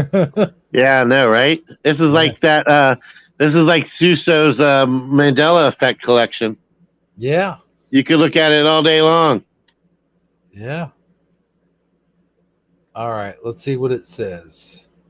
Despite the hustle and bustle of this place, the classic building in the square known as One Times Square. See, there's a Mandela effect right there. Yeah, I've never called it One Times Square in my whole life. I've never heard anybody but you just now say it. Yeah. No, I'm saying like this is a Mandela effect. Well, yeah, I concur. So One Times Square is completely empty. The building was bought by an advertising agency in 1992 when the company that owned the building went bankrupt. One Times Square. Why I oughta. That's crazy. Oh, so it's the building itself is known as One Times Square. Okay, well, no, I don't know, man. That's crazy. Yeah, that's still kind of new to me, but Okay, the transparent lake. Does it look like someone is laying on Aladdin's carpet? No, she is not. She is actually floating on one of the most beautiful lakes in the world. This lake in Glacier National Park, Montana, is so transparent that you may not notice the water. What do you mean? Oh, wow, look at that. Wow, that's some clean water, dude. Mm-hmm. But I can tell it's water, obviously, because there's rocks down beneath it. Well, yeah, and you can see the reflection a little bit in the picture. Yeah. But that is still some pretty damn clear water. Heck yeah, it is. All right. Let's drop whatever we're doing. We're going to, where's this again?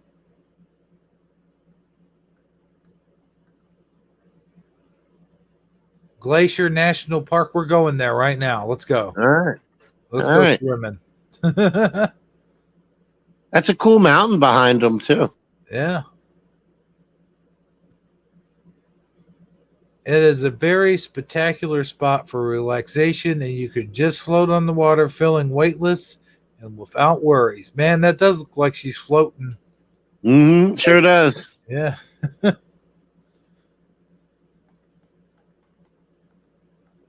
The secret door. Yes, a secret passage is a delight to stumble upon.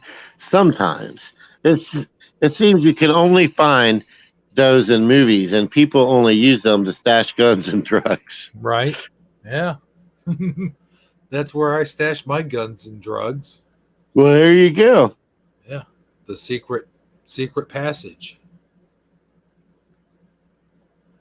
Huh. Okay. I mean, it don't really look that secret, but if No. you say so. I mean, I always think of Scooby Doo when I see secret passages like that. I don't know about you. Yeah, I do. I would love to have like a book. Whoops. I would like to have a bookcase like that, though. Mm-hmm. Except instead of books, you would put what in the shelves?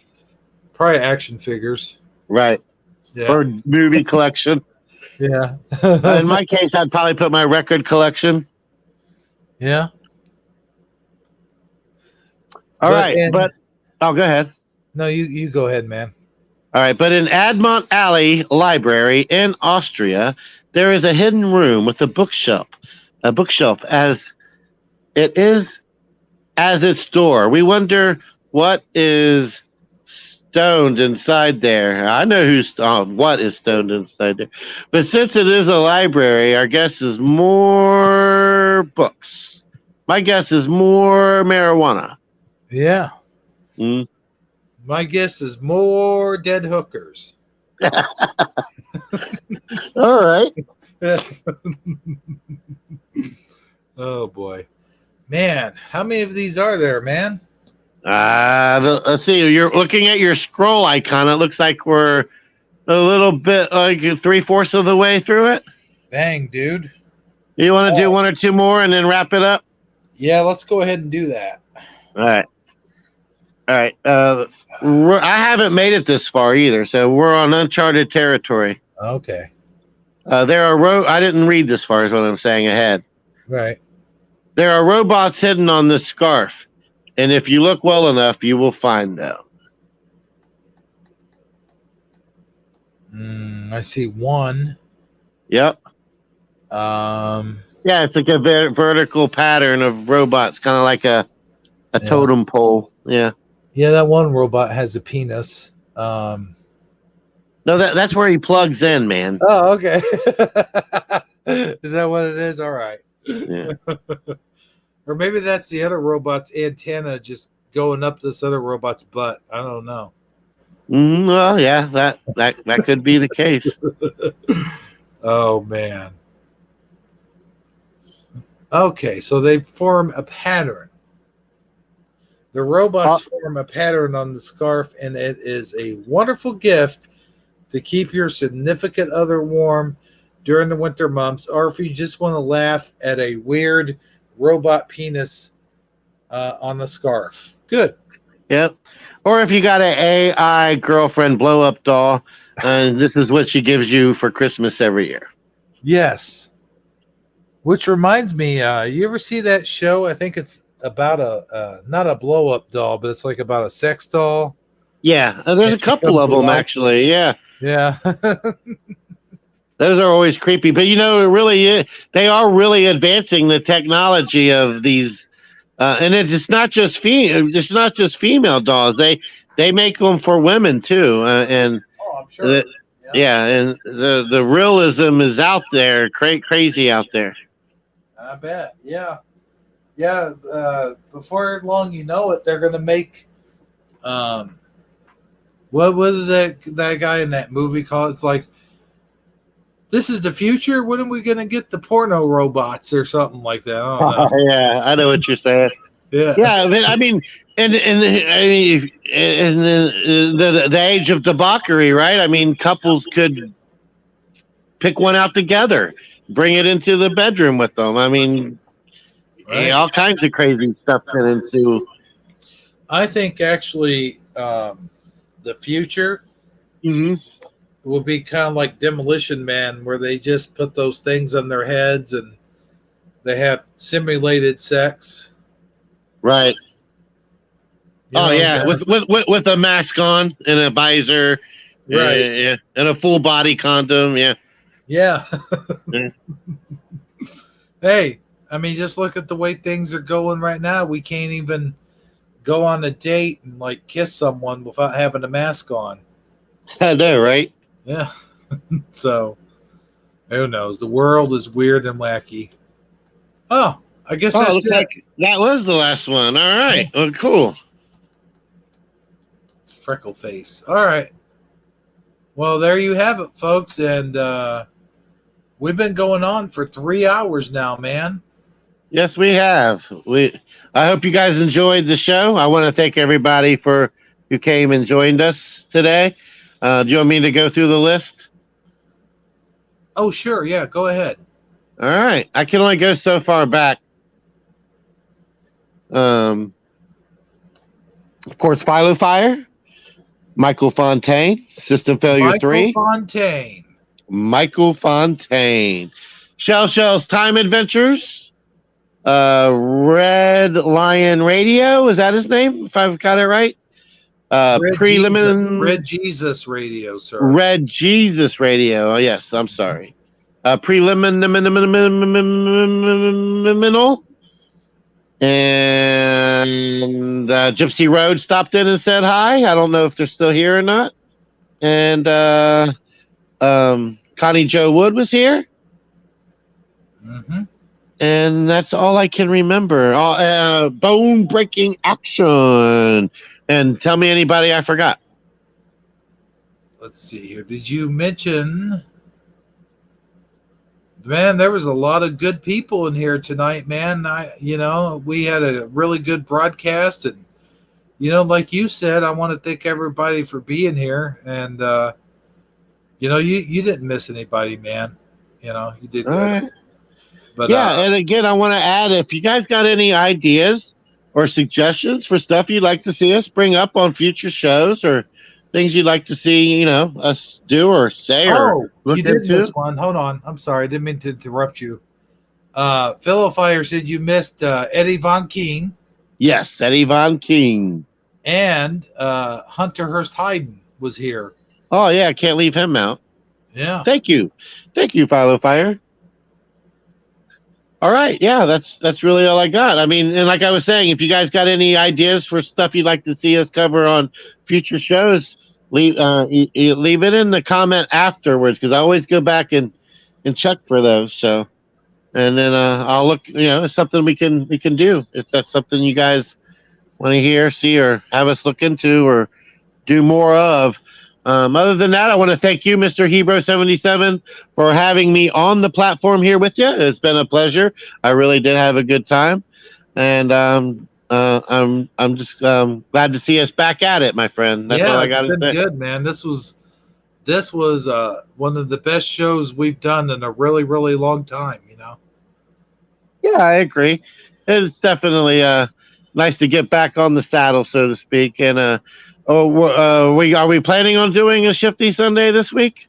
We are planning on it now. Whether or not that comes into provision, I don't know. I hope it does. So, we've had a lot of problems pop up and stuff like that. But if nothing goes wrong and we're all still alive and breathing and kicking and all that good jazz, then we're definitely having a Shifty Sunday. All right, it's going to be a big deal. It's been a while since we've had an official Shifty Sunday, and I'd say the odds are favorable that we'll even have Armor join us. So please come join us this coming Sunday for Shifty Sunday, assuming we are able to pull it off, which I'm quite confident that we will. Yeah. Hopefully. Well, hey, everybody, it's been nice being on Thursdela Thursday. Thank you, everybody, once again for stopping by. And we will see you on Shifty Sunday for Sagittarically Speaking. This has been Hebro77. Good night, everybody. Whoops, wrong one. I got to remember it's this one. Well, that does it for tonight's show. It's been real and it's been fun. And yes, it's even been real fun. But as all good things do, they must end. But remember, there will always be another show. Oh, at least I hope there'll be another show. As long as my internet keeps going and I'm still alive, I guess there'll be another show. But anyway, until next time, remember that snakes don't always bite. But when they do bite, oh, brother, it really hurts. So long, everybody. Ha ha. Yeah. Hey, do you like this music? It's completely free. Oh yeah. Dig that jam. Ha ha. See ya.